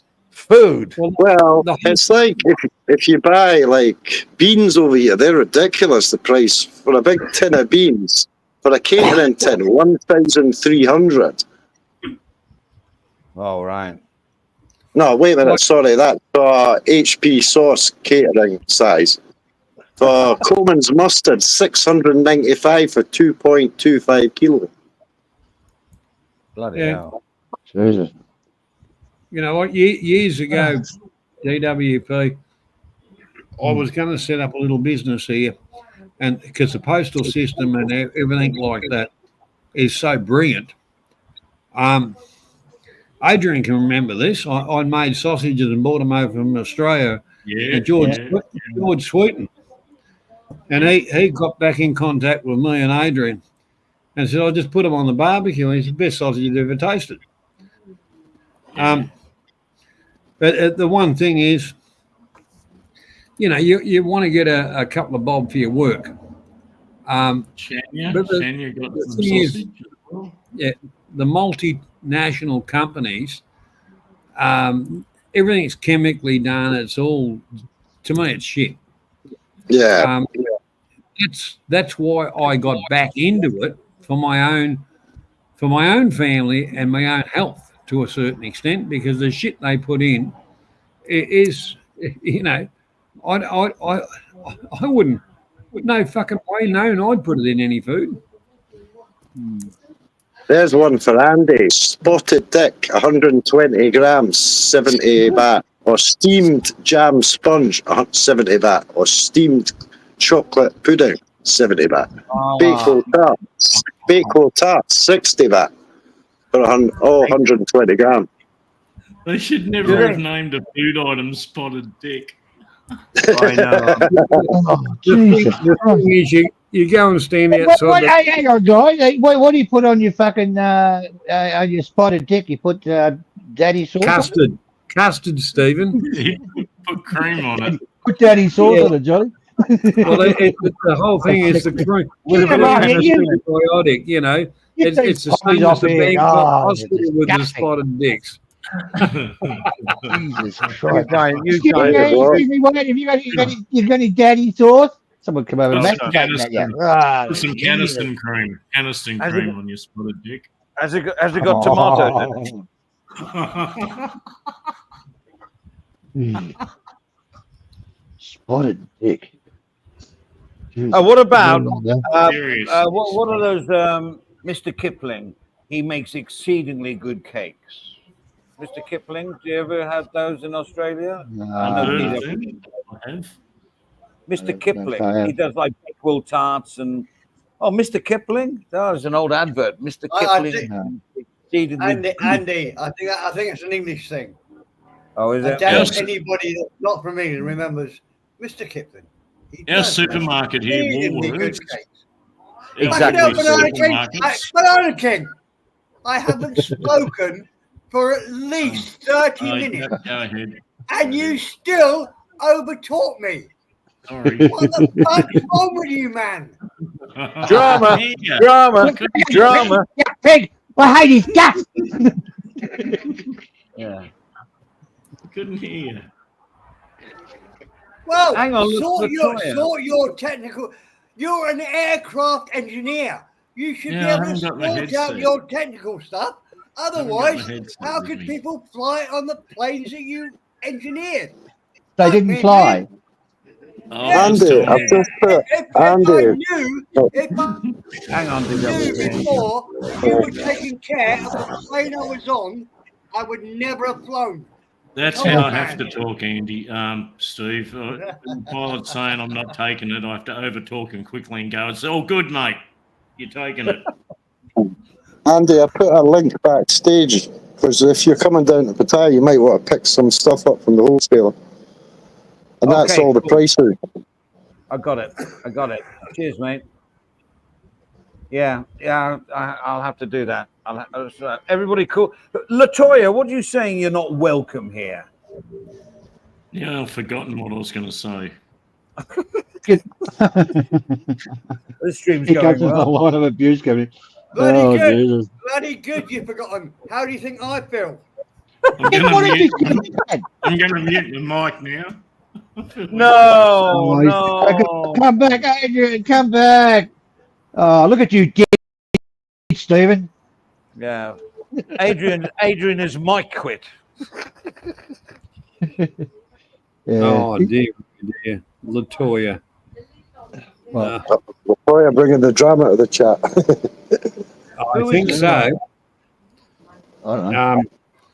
Latoya is, let's just say, a bit of a drama queen. She was Avery's friend. She used to hang about Avery's channel. Oh, Yes, cool. correct. Yeah, the name did ring a bell. Oh, Latoya. Oh, Clarky. Yeah, I know her. Yeah, okay. Oh, no.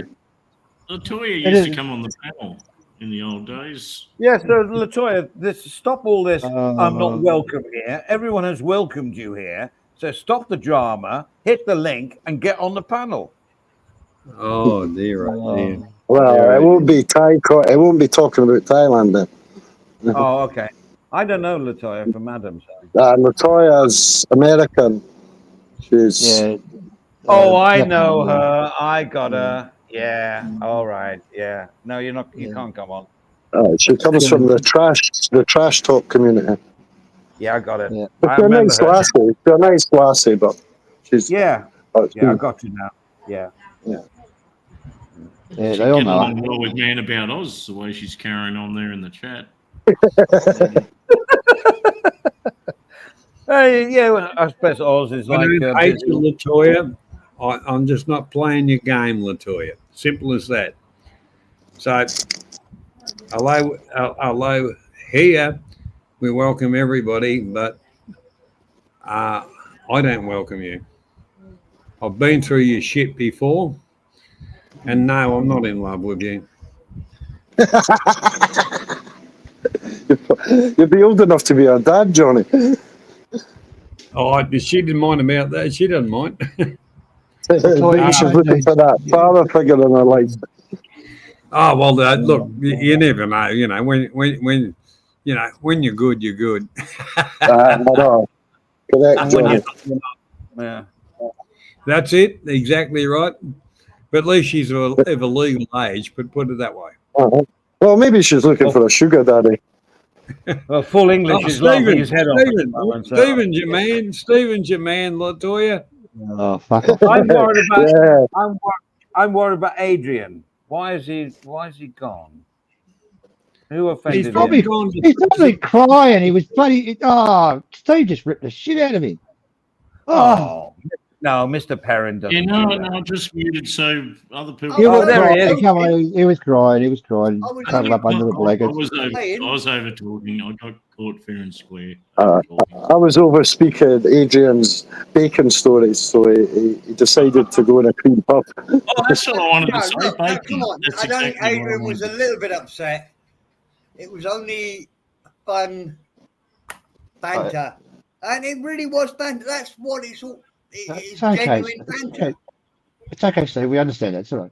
I just wanted to go back to bacon again. Have they genetically modified the pigs or something? Like back in the old days, your bacon always had a little bit of a brittle. Had a little. I think Adrian. Well, I think their tits are a lot bigger now.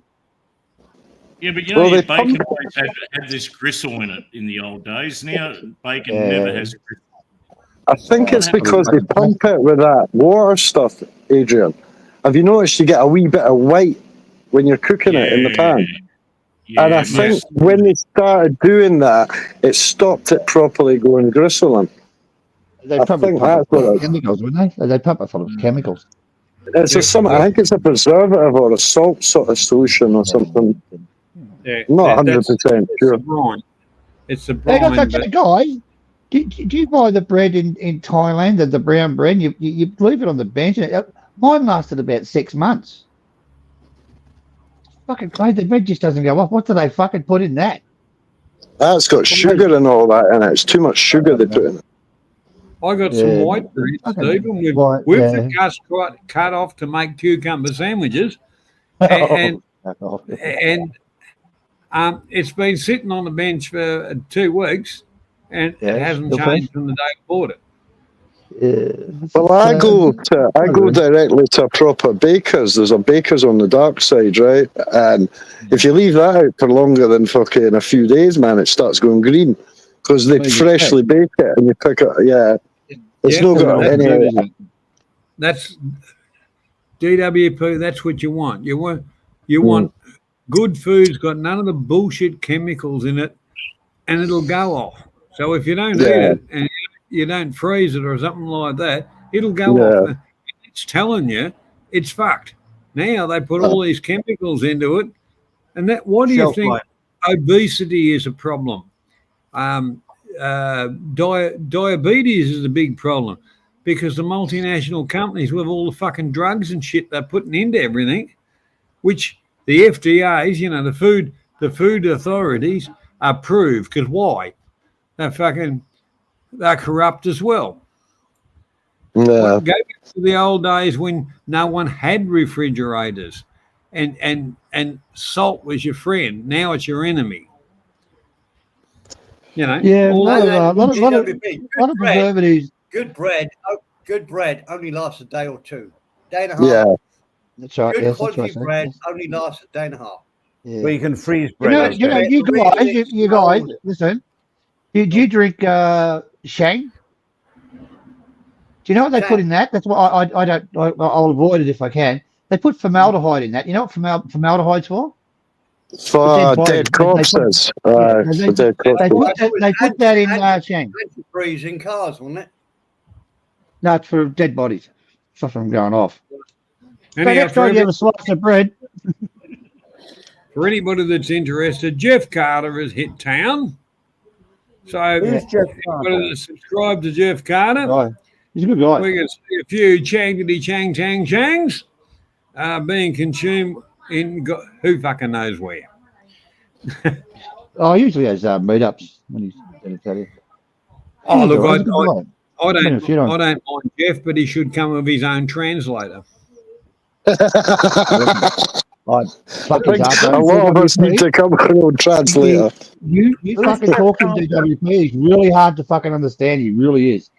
Who is Jeff Carter? But Adrian, Stephen, and myself spend quite a lot of time, with Banksy. So we are pretty good translators, I think. Who is Jeff Carter? Can somebody tell me?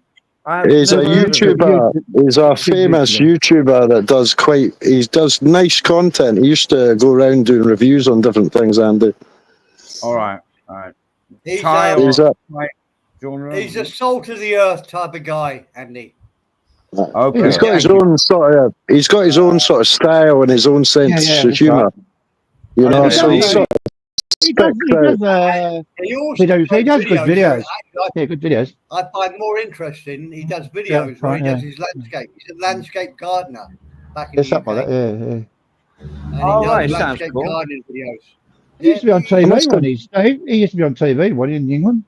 Had his I own must little admit show. that Sean King, what's his name? Sean King, the YouTuber, he does, what's it? The horse. What's it? Oh, what's he called again? He's got Dead 3 horse? channels. He does it. Yeah, that's it. Flogging a dead horse. That's it. And he's also got he's got about 3 or 4 channels, and he does all right content. I didn't used to like him, but I started watching his Scottish content, and I sort of got into him actually. He's not bad. Yeah. Yeah, but the thing is with DWP, I used to be a big fan of his, right? I But don't the way he speaks to Thai women and Thai people, the way he treats them, pretty fucked. I just Well, got off him. remember when he was in Vietnam and he had that argument with the guy that was running the car park? Mm.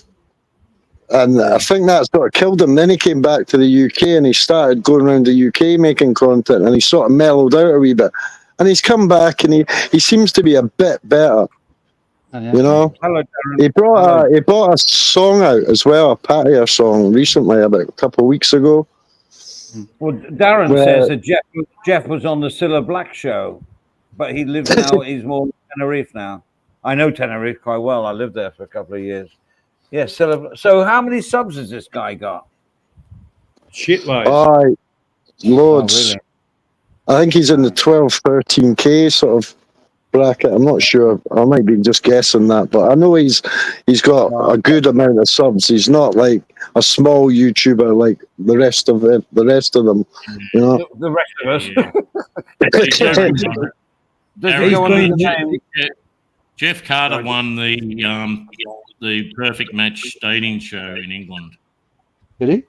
Mm. Yeah, I think that was his first trip abroad or something. but Yeah, don't get mixed up with that Jeff Patterson. There's another Jeff, but he's American.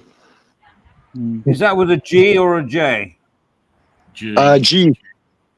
All right. Welcome, Darren. How you going, mate? You should. Oh, you he shouldn't have came missed him first up because on he's my. been, He he's came been first around up for a on long my time, search. Yeah. and he spends a lot of time going, "I'm Jeff Carter." Oh, he came up on my stream. Manchester to Bangkok is his latest, 20 hours ago. Yeah, he does good videos. Yeah, he does good videos. He just That's it. upgraded his camera. He just upgraded his camera equipment a few months ago. Yeah. And he's got one of those 360 camera sort of things. So his camera quality's gone right up. Yeah. He was in the forest testing it out a few months ago. I met him a few times. He's a bad guy. You met him? He's come to, he used to go to Kev's Wednesday night thing. All right. When's that video? 20 hours ago. Oh, He's right. all right. Not a bad guy. Yeah, 20 hours I ago, saw Adrian.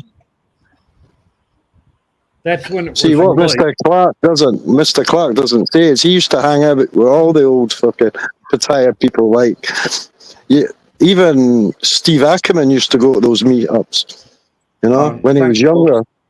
Mm. Yeah. We all had Colin used to go there too, DWP. Colin used to get there. I think I remember you from there, sitting on the settee, Ken at the front, because I went a couple of times, you know. And when I went, it was all Big Fat Best used to pop in sometimes. Thailand Rob, he was always there. You know? Yeah, I met him sometimes. Yeah. Oh, Thailand Rob. I actually bumped into him a few weeks ago. He was in, I think it was Club Fate. No, Cat Flaps he was in. The one is that the one that's in Soy the Cow? And I forgot how small he was. Yeah. He's a I midget. tell you what, DWP is not my cup of tea, mate. I tell you. Oh. Ooh. Did you bump into Thailand Rob? Did you say? Yeah, I bumped into him, and then earlier that night I bumped into that Mac Media. You know that new YouTuber? Yeah. That's making a big storm on the sort of Pattaya content at the moment. He's a big thing in Pattaya at the moment, that Mac Media. Do you know what I don't like?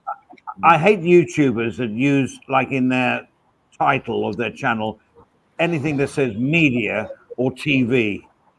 You know what I mean? To me, it's a little bit like, you know, No, are you skiing Well, there? he used to be a bar manager down Sawyer 6, but now he's turned into a fully fledged sort of YouTuber. He was in seeing Tom to get some work off Tom and that, off Steve Ackerman for promoting the gents clubs. Oh yeah, and the typical parasite. Yeah. No, it was the night. It was a couple of nights before Tom's birthday because we're all at Tom's birthday bash, which was a good night, you know. So, DWP, how's your life going in Pattaya? I mean, you're here for like a long, long time, maybe forever. Yeah. Everything is good in your life? Enjoying it? Yeah, I'm just sort of. My whole plan of when I came here was just to live my life like normal, like not be going out every night. Like a lot of people say I should be going out every night, doing this, doing that. I wouldn't do that back in my home country, so why would I do it here? I'll go out a couple of times a week, you know, and then I chill on my balcony and just do my usual shit that I would do back in the UK. Yeah, like what we do to live here. Yeah, we do all that. That's what I did when I went over DWP. I just relaxed and did what I did at home. Nothing. Yeah. I enjoy sitting on my balcony and just watching a couple of movies, doing a bit of paperwork that I need to do and shit like that. It's just. That's the only time I went out was when I went down to Paddy. That was the only time I went out, and I was there for 2 months. Yeah. Well, I was lucky when I last I went to restaurants a little bit, but only probably twice a week. So I was cooking at home in my fantastic air fryer. So I was lucky. DWP, sorry. if you come to Bangkok, you know, you got to let me know, and you can drop by the house. You can stay here the night or whatever you want to do, and just do what you do. Actually, I'll be in Bangkok in the next couple of weeks, actually, so I'll send you a message and tell you the date. If you want to stay for the night, you know, whatever you want to do. If you want to stop. And you keep your hands to yourself, please. No, but I was lucky. When I last stayed here, I had a good friend that I grew up with in the UK, and he showed me all the decent places to go and buy food and not get sort of ripped off by all the tourists. Sort of. That's how I know how to go directly to Prime Meat and other places, the bakers, where they directly cook it that morning, and they'll even slice it for you. Like you buy the loaf and they'll slice it. They take it back through the back and slice it for you. You know? Yeah. So I was kind of lucky, you know? It was like he found my original accommodation for me and that, because I originally moved into a sort of 12,000 baht condo, and he was like, you don't need that. Here, come move up here, and, you know? So I've been kind of lucky.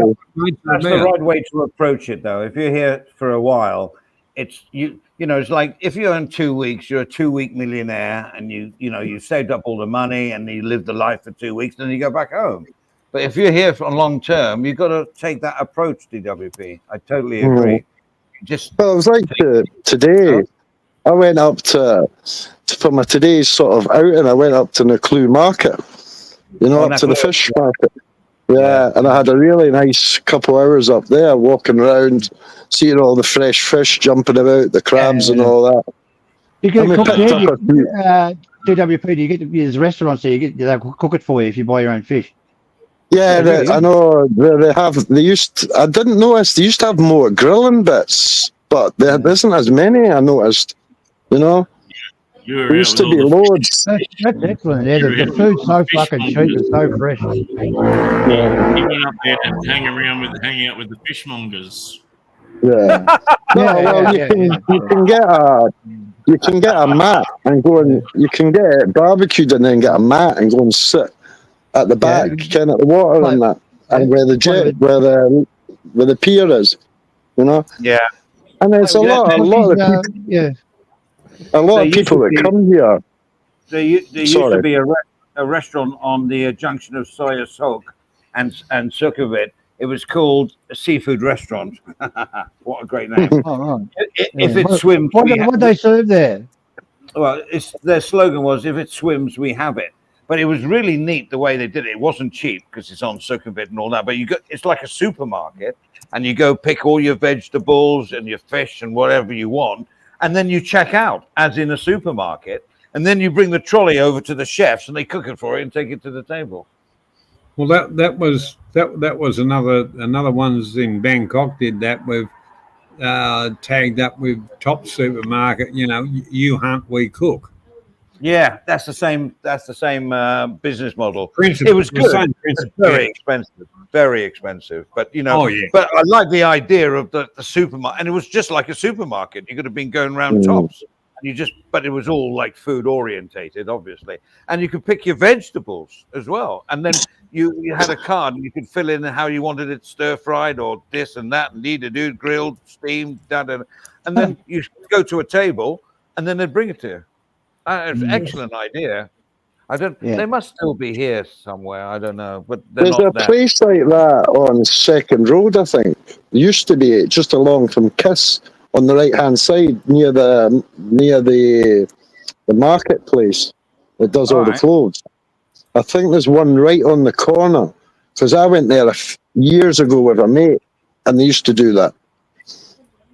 All right, it's a good concept, except in a way you were paying for it twice, and this is Sukhumvit, Sukhumvit, right? So both prices are high. So you're paying. So you wanted. They did steaks as well, but it's mainly seafood. If it swims, we have it, and they did. Have you guys been? Sorry, go on again. You haven't cut over. Go on. No, I've finished. Have you been down to Banks of Ray? They got the piers there, and there's restaurants at the end of them. Geez, they're bloody nice. Oh, Not they're overly lovely. expensive. They're And there's another one. I've driven down to Banksbury and been down at the beach, but I've never actually eaten down there. Oh yeah. Oh man, you try nice. it. Try it. Another one is Rayong down near the market there. You go to the fish market there, and there's little restaurants at the back of it. So you buy your fish there, and you walk through. They take you through. Like you can buy the fish first anyway, and they charge you a little bit to cook it. Fucking beautiful. Best meal I've had. That's the best meal I've had has been Rayong for fish. Whoa, geez, cheap and nice. I like. DWP, I can tell you for straight up, Rayong, as far as seafood, I probably know the cheapest and the best places and the best produce because it comes straight off the fishing boat.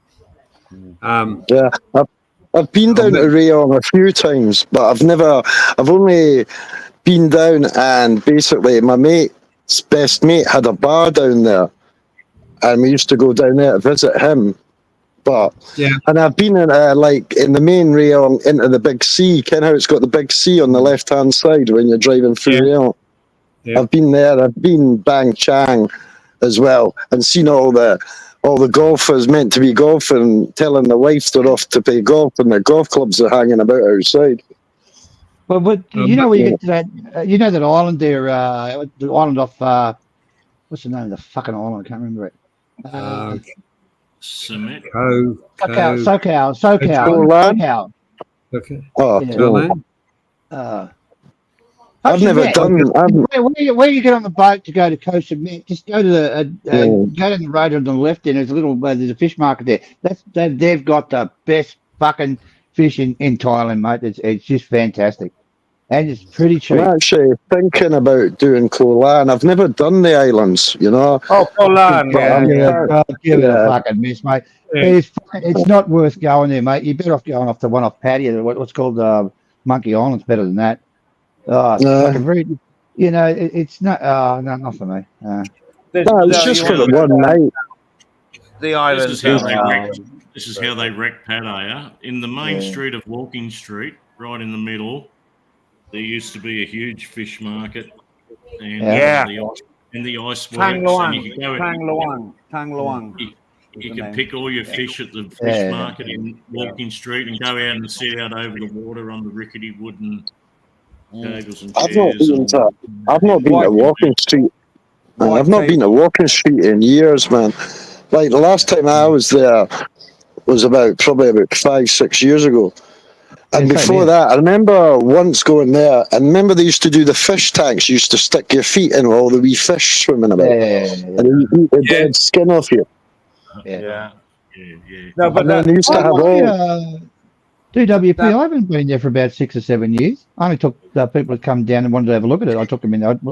I've actually been to Walker Street twice. Just not my cup of tea. I just don't like it. That one, the last time, the one that Adrian's talking about.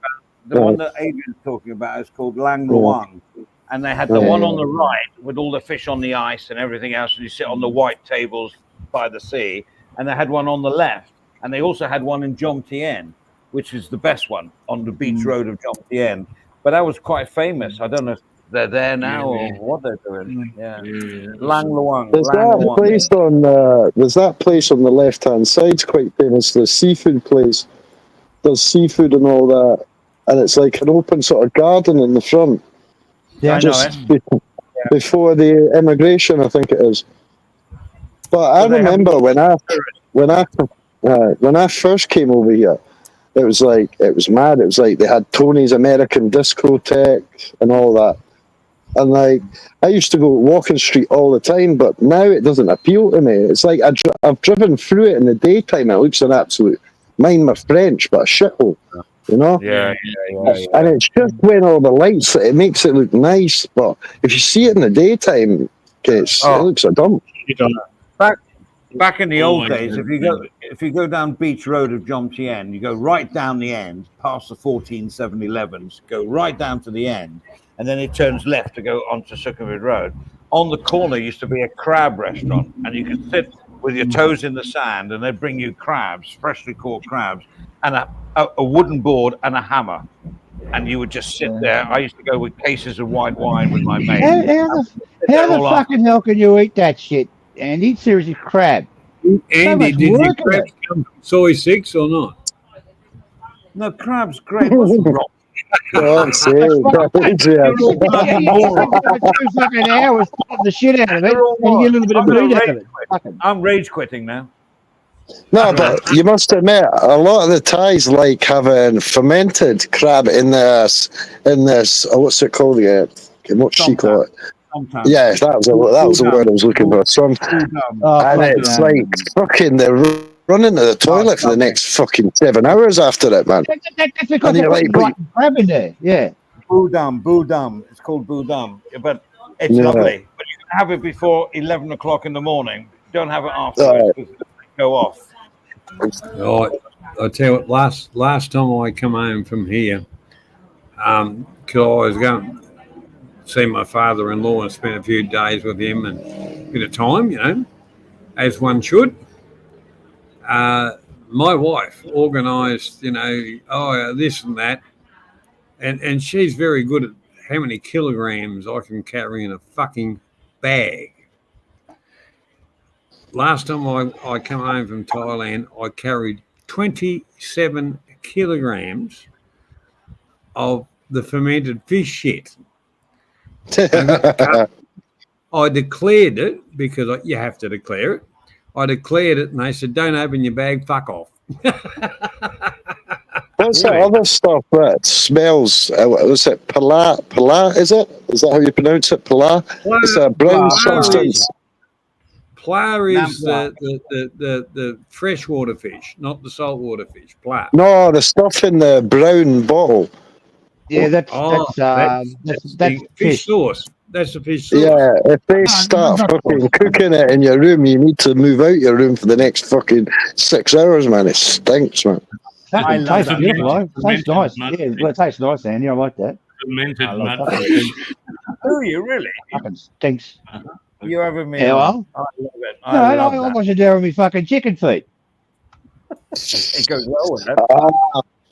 They've tried to feed me that, and I'm just not into it. Chicken feet, man.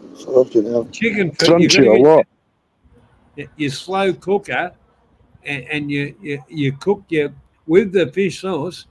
You cook your chicken feet until they just turn into like gelatin, and then you cool them down, and you deep fry them.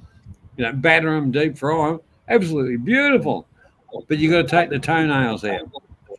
I must admit, I do like the Isan Thai sausage with the rice in it and all that. That's really nice. DWP, have you ever had chicken feet? Now, this chicken's been walking around in shit all its fucking life, so it's marinated with shit, and then they cook it, and you get marinated chicken feet, shit. Okay, would you eat the chicken's asshole? Would you suck on it? Yes, it's called the parson's No, but it's like when we prawn we don't eat the. It's like when we eat prawns, we don't eat the head, but the Thais eat the head and the eyes and the fucking. I love to suck on those heads into the namjim gel, the seafood Oh, sauce. Andy gives head. Andy gives head. Your place. Well, I was in, you know, that Ninja barbecue. There's a few of them around Pattaya. Yeah. I was in one a few nights ago, and like we got prawns and all that to do on the barbecue thing, and we were eating away. And every time I take a prawn, I leave the heads for her, and I eat the good bit. It's like The heads are the best bit, mate. When it's all like the brains coming out and it's all gooey and shit, yellow. yeah. Lovely, man. That's the best part. Yeah. It's caviar, man. It's You caviar. do know those creatures are scavengers, and they eat all the dead shit on the floor. I don't give a shit. Andy, were you one of the men that used to, Andy, no. Andy, were you one of the men that used to eat potted meat back in the UK when you were younger?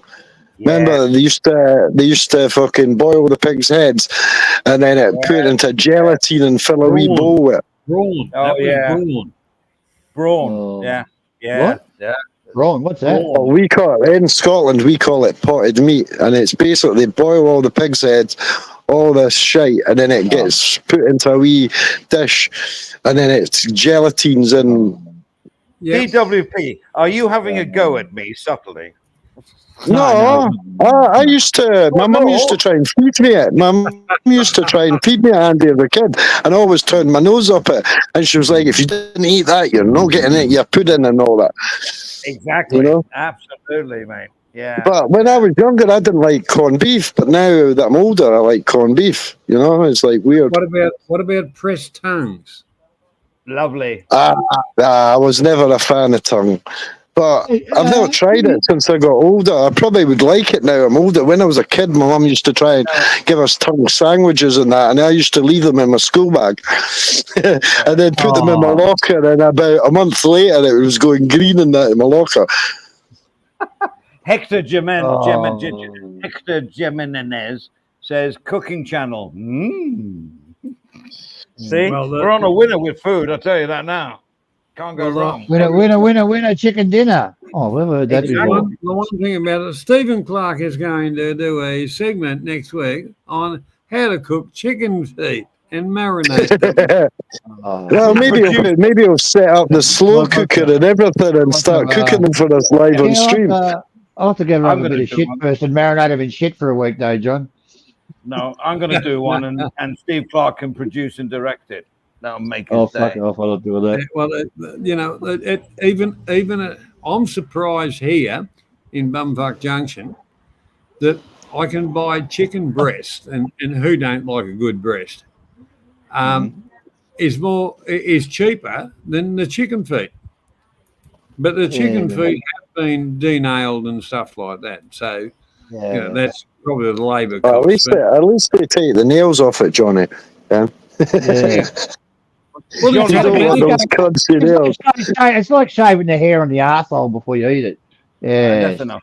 Oh, remember what was it they used to call pig's trotters? People used to eat that as a delicacy. I love I don't mind. They're nice. Yeah, all right, Who doesn't like tripe? Trotters are I good. love tripe.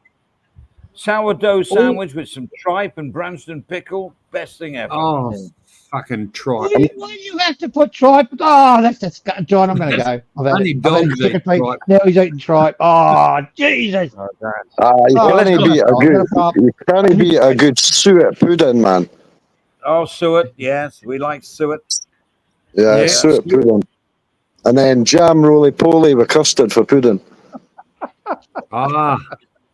You got to have a good custard. You've got to be able to stick it. My dad used to make it so the spoon would stick up in it, Johnny. Oh, beautiful. Absolutely beautiful. Stick to the line for a fucking week. Oh, lovely. You don't have a custard that you can't have the spoon. This runny custard they all sell, it's not proper custard, man. Oh, you can't have runny custard. Come on, it's like runny gravy. You can't have runny gravy. It's like that. Oh, you need thick gravy. Thick gravy on top of a big Yorkshire pudding with beef and fucking beef and peas and carrots inside it. And you can't beat that. Nice big Okay, portion. hey guys.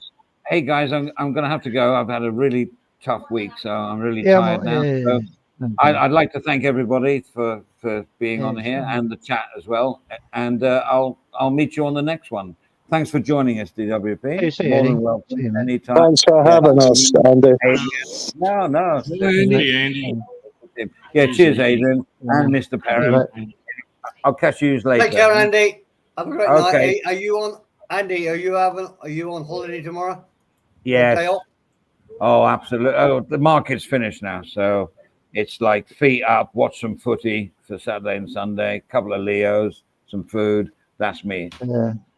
I'm on the couch tomorrow. Did you do all right at the market, Andy? Yeah, broke even on the first day, and then everything else was profit. So yeah, nothing exhilarating, but enough to help the cash flow a little bit. Yeah, no problem. Yeah. It's fine. Yeah. Okay, guys. Bye, Andy. Welcome, Cup. Yeah, thank you.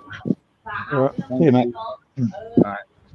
Yeah. Oh, I might pull the pin as well. I was just going to say that, Adrian. It's coming up close to midnight here. It's time for some cacao for me as well. The mass exodus. Good night, folks. Oh, it's fucking Back out. I'll get a 1 word in a.m. each one. Go on. You hear me? Yeah. Anybody hear me? Fuck No. me. Yes. Why? I said, great. Fuck off. I can get a word in edgeways if you all go. Good night, Steve. Night, See you, Andrew. Johnny. See you, Night, DWP. All right, good night, everybody. Right, guys, I'm going to jump off as well. All right. Okay. Cheers for Bye-bye. having us. See you, mate. What are we shutting down? Are we? What are you doing? Look, I'm only joking. What? People take me too serious. You shouldn't have said Joking. anything. It You was a shouldn't have said fucking anything. good Shut up. joke. You're still live, don't forget. He took it as a joke. Don't worry about it. I know. I want to be live. All right, I'm going to go. You going to stay on, these guys? You going to stay on? Yeah, I'm still here.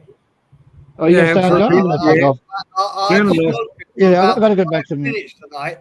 All right, I'll see you later. See you later, gang. It's 1 a.m. here, Steve. Yeah. I didn't hear what you said. What time is it there? I don't know. Johnny, I hope you know I was only joking when I said fuck off. At least I get a word in edgeway. But in honesty, and I'll be, because don't forget this stream is still running. Yeah, in no, honesty, yeah. in honesty, I don't take anything you say seriously. No. Johnny, Yes. that's why we We've get been on. mates for long enough to know when we're joking, when we're serious.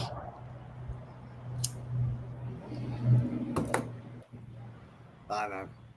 Perhaps we should end it, but what can we talk about? There's so many things you covered tonight. Well, I've got to pack my bag and do a bit of travel tomorrow. Well, yeah. Where you going, Johnny? Anywhere I know? I'm going to go and see a Calgary? friend of mine. I'm going to go and Oh, see a okay. friend of mine. Excellent. Mother-in-law. Same, Johnny. I've got a mate coming to see me tomorrow. Oh, that's wonderful. Life's a coincidence, isn't it? Yeah. My mother-in-law celebrated her birthday. So I surprised her with a bit of stuff that she liked. Some seafood, which is a bit expensive up here. Actually, it's not expensive up here. It's fucking expensive. But Right. she likes it, so what the hell? People only have one special day in their lives, and to recognise that and stuff, that was good. We had a good day, Okay. and the one thing about it, she's happy. So that's the whole thing about it. I'll tell you something now, which was I'll get clipped for this as well. My mother-in-law, my wife's mother, has no idea when she was born. Didn't have a birth certificate, didn't have anything. Yeah, And it's not unusual. it's People not. born 60, 70 years ago. And it's, to be honest, Johnny, it's the same in England. If you try to follow your family tree, unless your ancestors were post office managers or farm owners or anything else, nobody took any notice of you at all. Blacksmiths, they got a mention. Innkeepers got a mention. But if you were just a farm labourer, there were no records of you at all. No, the exploited labour. That's the best. The whole thing about it was exploited labour, and you were insignificant, and that's the way things were. Yeah. And thanks to the British, registrations of births, deaths, marriages, all that kind of thing. Everybody kind of went, well, that's okay, but it was for tax purposes. Oh yeah, absolutely. But a great line here. That's the only reason we know Jesus existed, because the Romans kept great records, and they recorded the fact that there was a man called Jesus who came from Nazareth, who had a mother and father called Mary and Joseph. So look, I'm not saying he's a son of God, but when people say, oh, prove he existed, there's so much evidence he existed. Now, he might have just been a good conjurer, a magician, but he definitely existed, because the Romans were so good on keeping records. Well, only for the same reason you just mentioned, taxation purposes. Yeah. The whole part about it is Jesus was the son of Joseph, and he was a carpenter, and he made money. No, Joseph. Jesus was the son of Joseph. Yeah. You said Jacob. Joseph. All right. And the thing is, he was a carpenter, and so he made some money. So, of course, the Romans wanted to keep a track of exactly who he was, because they could tax him. The Romans were probably the first lot to bring in taxes. Yeah, look, in all these religious stories, a lot of bullshit. I mean, if you looked at mainstream media today, the amount of lies that we see, and we're open to the media these days. We can see what's happening, we can see the other point of view. Just imagine what it was like when 2,000 years ago, you only got one point of view. Very, very tricky world to live in. Well, it was called. It's good. Back then it was called dictatorship. Now it's called governance. Yeah. But it's all the governments are turned into the one we've got in Australia. That is slowly the idiots are learning, the ones they programmed. The first election was Northern Territory. The Labor government got thrown out. The second election was Queensland, and that's just happened in the last few days. The Labor government got thrown out of there. I don't know why people voted for these arse wipes. They only have to look at their history and their history with the Greens, which aren't green. As all they're about is tax the man, we'll save the planet, and every price you can think of any commodity has gone up because it's bad for the environment and all the rest of it. Whilst they sell the stuff they want to ban in Australia, they sell it overseas So, we don't pollute. And the taxpayer subsidises the government because we're going green. What a load of fucking bullshit. The world will never, ever be a green environment as far as what the greenies carry on about. The thing is, if burning fossil fuels will happen, and people in the Amazon. Say that again, Johnny. I missed what you said then. Say again. I'm saying burning fossil fuels to have energy. Even the people in the Amazons, the tribal people, whatever, they use firewood. That's a fossil fuel. Yeah. So at the end of the day, the greenies with their bullshit, and half the greenies in Australia are sexual deviants, pedophiles, fucking God knows what. Every letter of the alphabet you can pin on them. They are nothing but cunts, and the bloke that leads them is sort of a good point, John. Even when I was a young, innocent 8-year-old man, I still doubted everything the government ever said to me.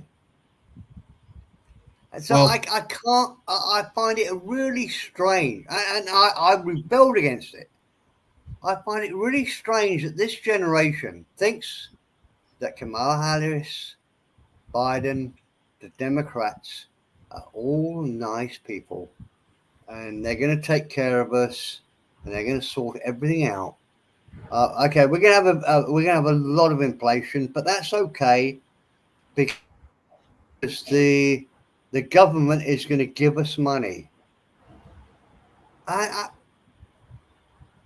I've said this before. I think maybe it's our generation's fault. We should have been more strict on them. Look, you want a small government. A government is just people telling you what to do. Do you want somebody else telling you what to do? I've got a wife. I've got children. They're all telling me what to do. Do you want a government telling you what to do? I've never understood this sort of subservience to government and thinking that the government has this money that they can just give to you. The only reason the government has money is because they're getting it from agriculture, farming, and mining. No other way does any money come into in the world. Everything else after that is using what they're brought in to make money. But there's only three, and I think there's a fourth, but I can't think of it. But there's fishing, agriculture. Can't remember the third one now. What else did I say? Mining, yeah. Taking the Earth's natural resources, which would be oil and whatever. Oil, gas. There's no others. Gas, there's no other way you say again. I'll just say mining is oil, gas. Yeah. Do you follow me, Johnny? There's no other way. The world. There's no other way the world makes money apart from those three industries. And correct, because they're valuable. So, like the thing is, a sign of wealth is gold, or diamond, or sapphire. Opal is another one, but like Australia has a whole lot of it. But the thing is, it's exploited and exported. If we want to use it, we pay under the government world parity price. Yeah. Well, how about, no, it's ours and you cunts are selling it. How about it? We get it for cost price. No, they can't make any money out of that. Although we're the ones that pay for it, subsidise it, everything like that. And if we want to use it, we've got to pay big money for it, because now it's greenhouse issues. Yeah. Well, fuck yeah, go and talk to China about greenhouse. In the years they've been talking about greenhouse and fossil fuels, China's built over 30 fucking power stations burning Australian coal. Yeah. And what do we all do? Oh, we buy everything from China. Well, if they really want to do it, fuck China. Ban anything coming in from China. That'll fuck their economy. The power stations will close down. Then you've saved the planet. But don't tell me to save the fucking planet while you're fucking selling shit off and burning it and all the rest of it to somewhere else that's fucked up every other industry, not only because of mainly the multinationals are doing a whole fucking lot of it. So what the hell? Our children education was a brainwashing, and it just goes on. The governments and all the ones behind it are deviant, and realistically, that's how world wars start. That's how innocent people die. Yeah. And we're seeing that right now. Go on, sorry. I finished with my statement. What surprises me, Johnny, is it's so obvious. And I can't understand why people fall for this bullshit. Don't quite know where I'm going with this, but give me a minute. A few seconds. Yeah. No, it's gone. No, it's gone. Well, the whole. It'll come back. Yeah, I know, but I'm just gonna say, we're all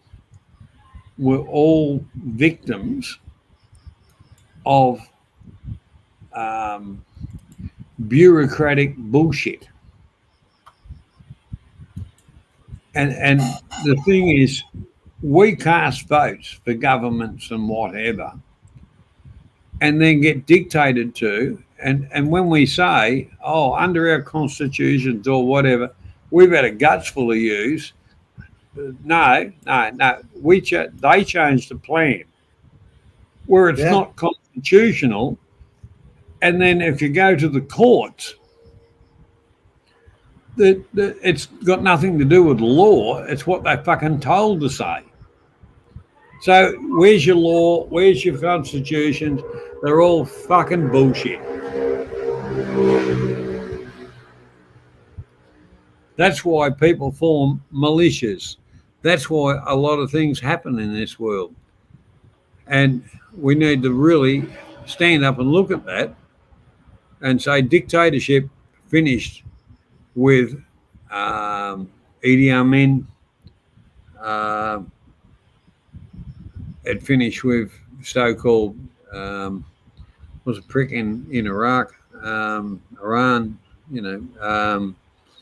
Saddam Hussein, the other tailhead bloke, all the ones that were supposed to be dictators or whatever. It's been proven that they weren't so bad. They were portrayed to the people. Yeah. Because the warmongers loved it because they made money out of it. Yep. And who controls the media? We have a big problem in England at the moment with heating costs, keeping your house warm. Russia, free heating, free electric. Just think what a difference that would make to people's lives. But it's free. Well, we've got lots of. What happens is there's so much corruption, and we spend generations paying off debt that our government shouldn't have got us into. Correct. It's like we've got credit cards given to us by the government, and I didn't want one. I didn't want to send money to Ukraine. I didn't want to do this. I didn't want to that. But we as taxpayers are paying it all off.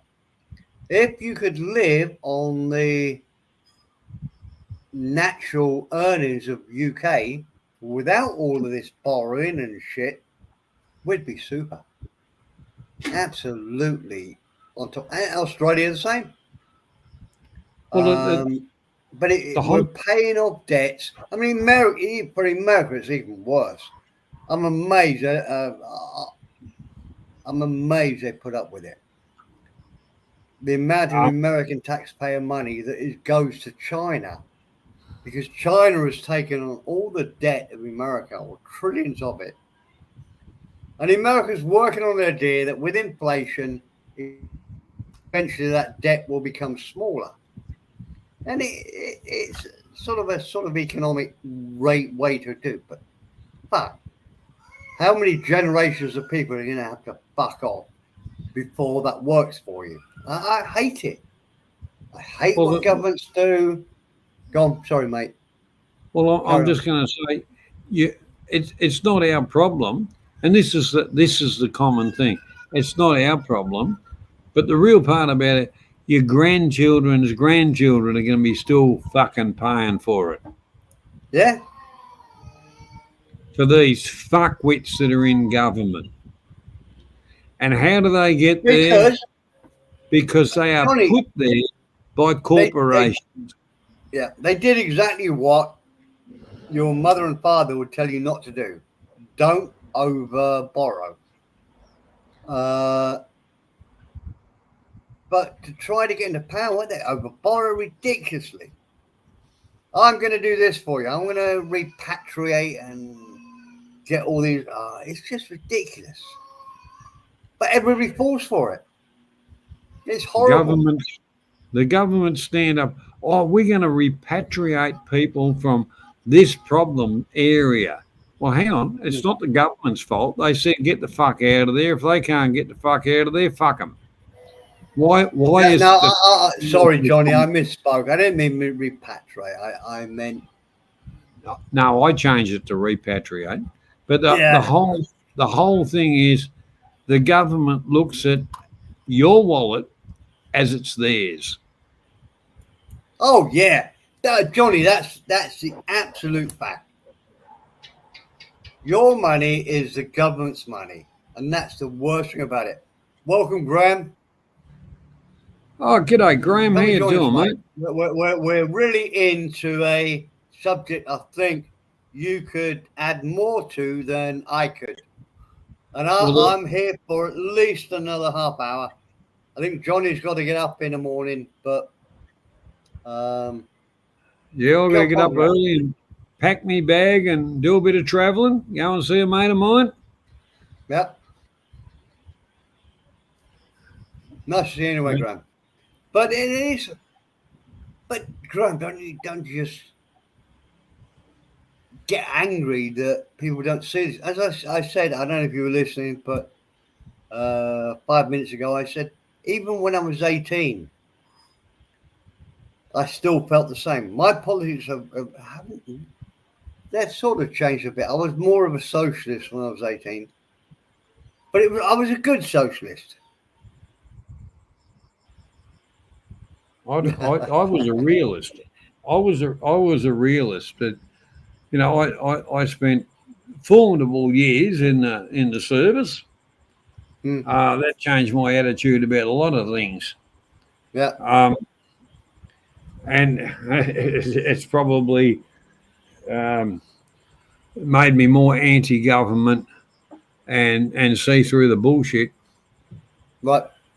And you know, the thing is with offering people credit cards and all the rest of it, I grew up with the money you had in your wallet was the money you had. Right. Yeah. And this tap and go stuff, I don't do it. I deal everything in cash money. That way I know what I've got. You know, when I come over here, over to Thailand, I've got a budget. and the whole thing about it, it's not a small budget. I've got stuff to do, and obviously the family, I always help out a little bit, and we've got stuff going on, so I get stuff done quickly, proficiently. And why is that? Because it's always cash money. Well, I would agree. I would have agreed to you, Johnny, until, as you know, I went back to the UK about a month ago, and everybody uses the cash swipe thing. They look at you like you're crazy when you bring out money. So I confess, I did use it because it is easy, and that's how they know they got to. You want to reach in your wallet and bring out money when you can just put your card on the scanner thing, and it takes it out, and you buy one beer at a time like that. I mean, for an old guy, it is quite strange. I did go back and check when I got back to my bedroom and laptop, make sure that the right money.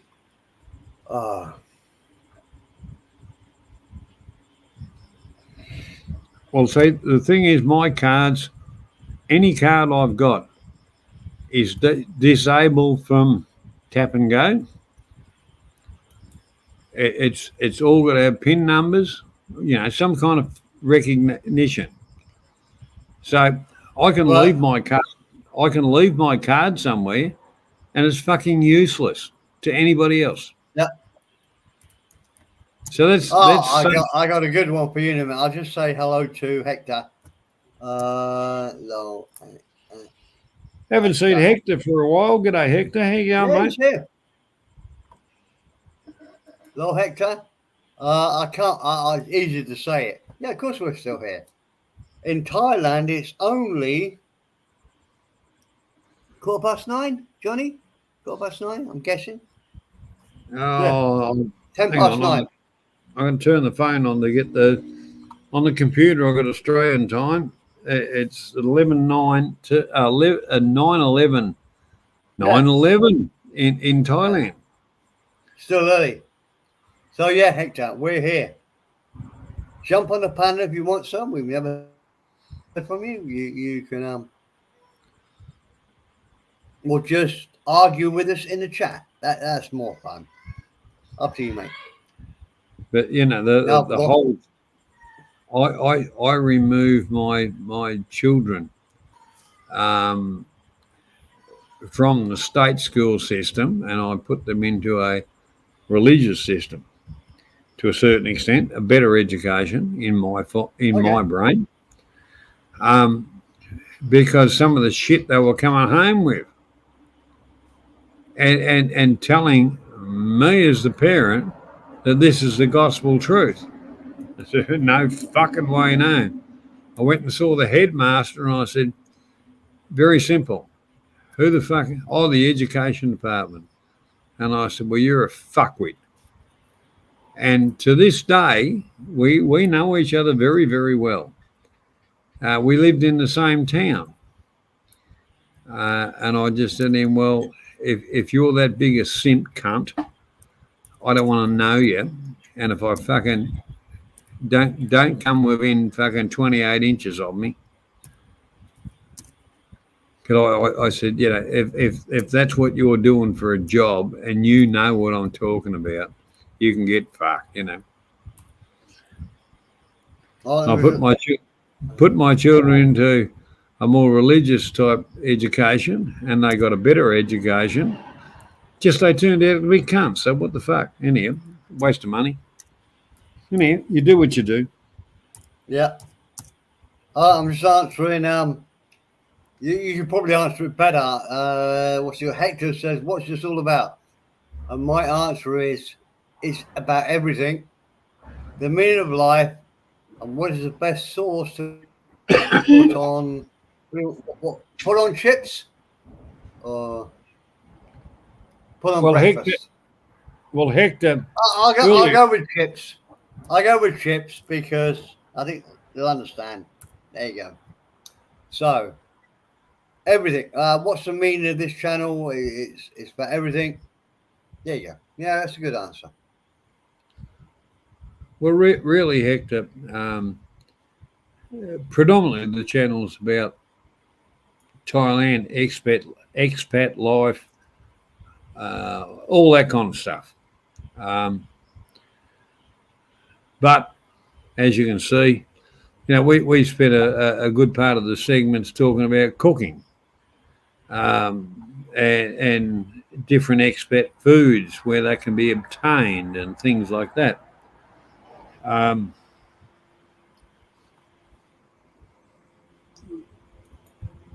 Myself, I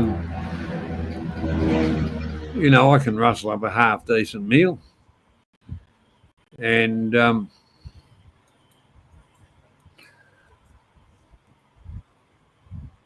look for quality. I don't look for cheap ass shit, but I won't pay good money for stuff that's crap. Now, my wife's Thai, lives in Australia.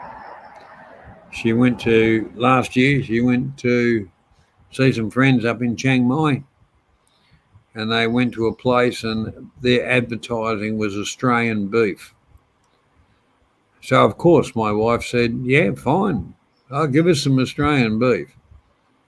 And she said, oh, that's fucking shit. Mind you, where she comes from is probably some of the best, and what I get straight from the abattoirs is some of the best beef in Australia. So she's spoiled. People that say, oh, that's Australian beef, that's not too bad compared to Thai beef, don't bother ever ordering Thai beef. It's shit. It's absolute fucking crap. And it doesn't matter what you do to it unless you chop it up in little pieces. It's fucking crap. All right. But Australian beef, that's 2 steaks I'm going to put in the bin tomorrow, later tonight, Johnny. I'm joking. But the whole thing about it is we're pretty well in Gippsland. In Gippsland is the prime beef capital of Australia. Queensland claim it, but they're all Brahman cross fucking stuff. A little bit of Boss Tauros with a Boss Indigus and stuff like that in the breeds as you come down. But realistically, what we have in Victoria, in Gippsland, a colder region, the grass, the whole deal, the whole situation of it, which produces good meat, you can't get any better meat in Australia. And I'll put my fucking house up to say you can get better meat somewhere else. And I'm not joking. It's what we eat and treat like shit.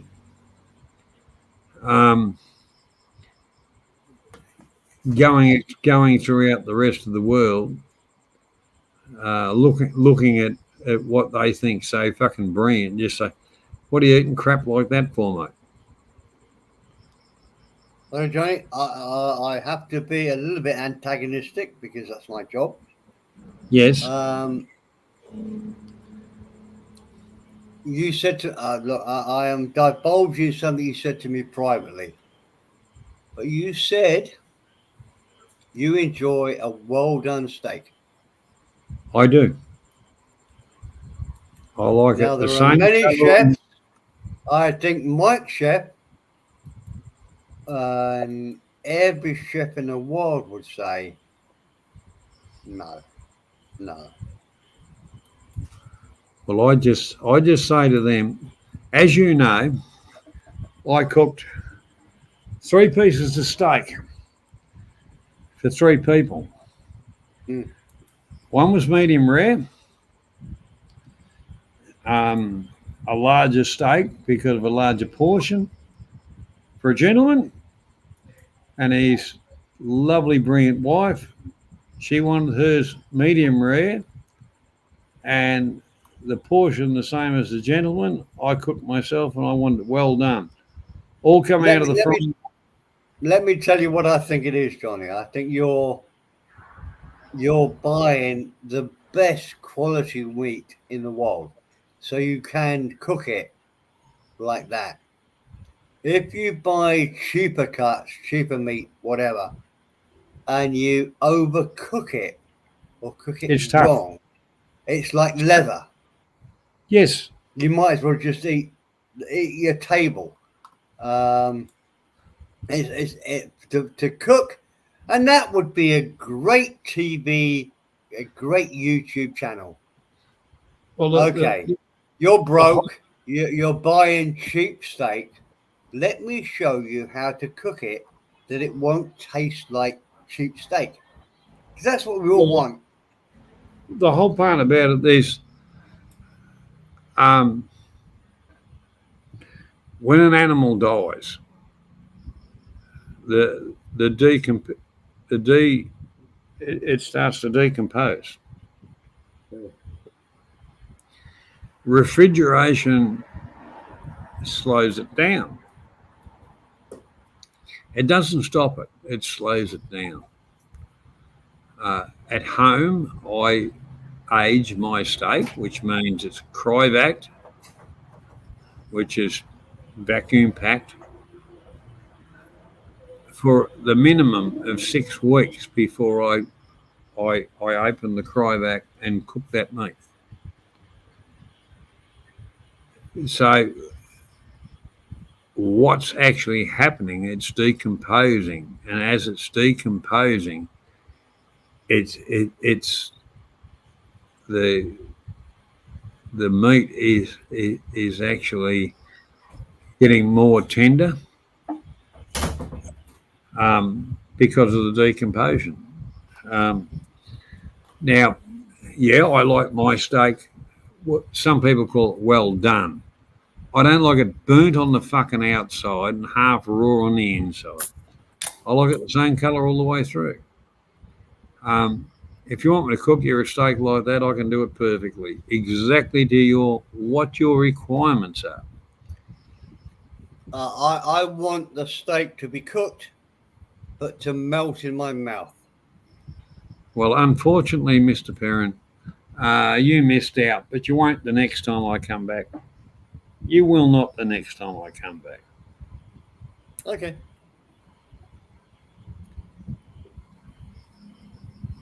And that's a firm promise to you. Well, I've got steaks, pork chops, and whatever in the fridge. So, anyway. Graham, jump on, mate. Graham, Graham, I'm drunk. I really need a good argument. Jump on. Tell me I'm an idiot, and we'll have a good fun.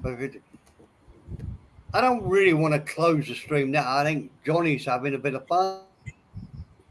Oh, Johnny's yeah, but I do have to go and have a shower, a snooze. Yeah. Finish packing my bag because let's give Graham a bit of responsibility. Graham, if you don't jump on, or who else is in there? Latoya will always have a chat with you, Steve.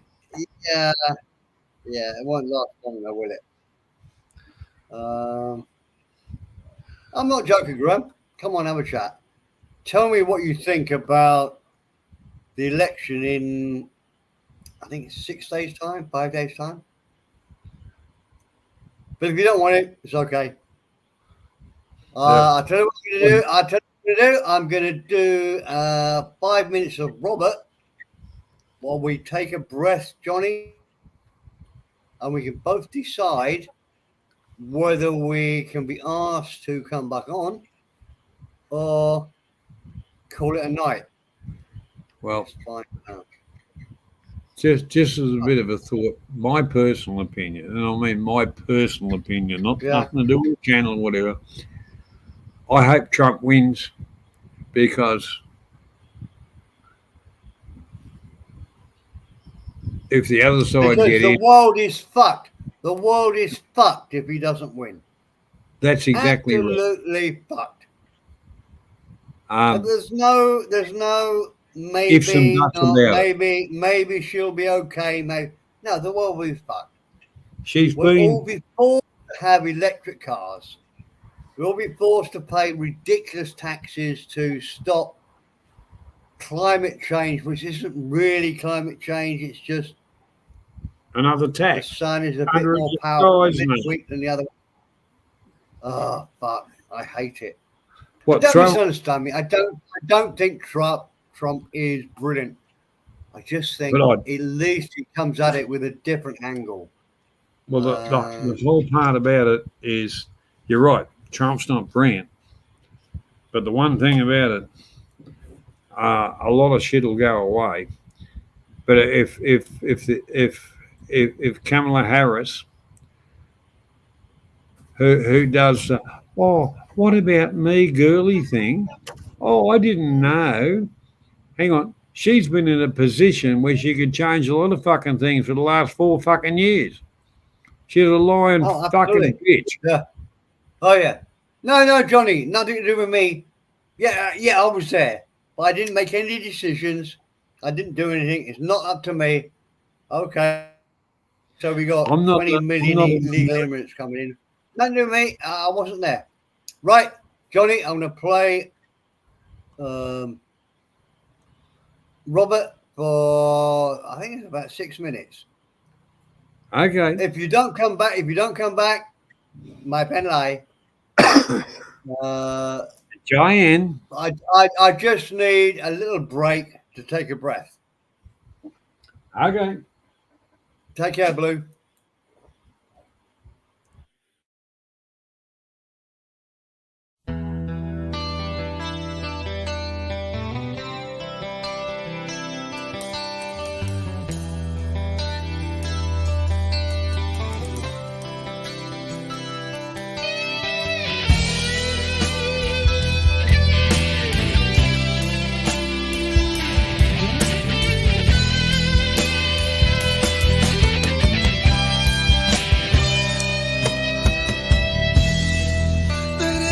Comes crashing in and reminds me of the past. And sometimes I hear your name. Sometimes I hear your name. It reminds me of the pain.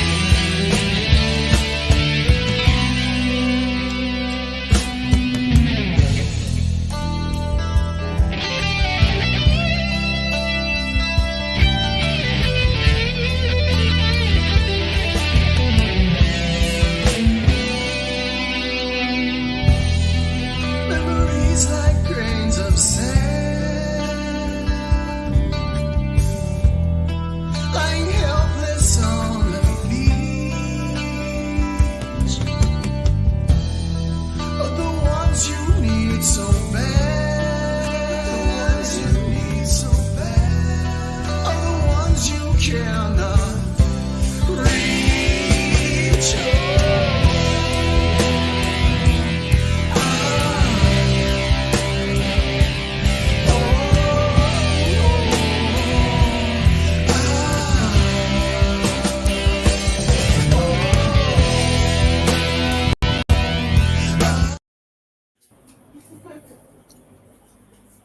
Are you still there, Johnny? I am. Good. I think we call it a night, mate. I think we've come to that time of the night. Well, the whole thing about it, that Well, I've song, got crying children here. They're about to have half an arm shower. And, Yeah. so I'm going to go. I'm going to cut off quite quickly. I'll just say very quickly, thank you to everybody in the chat. It's been fun. Johnny, thanks for being a guest. no, mate. I'll catch you later, mate. Good night, all. Bye-bye. Bye, all.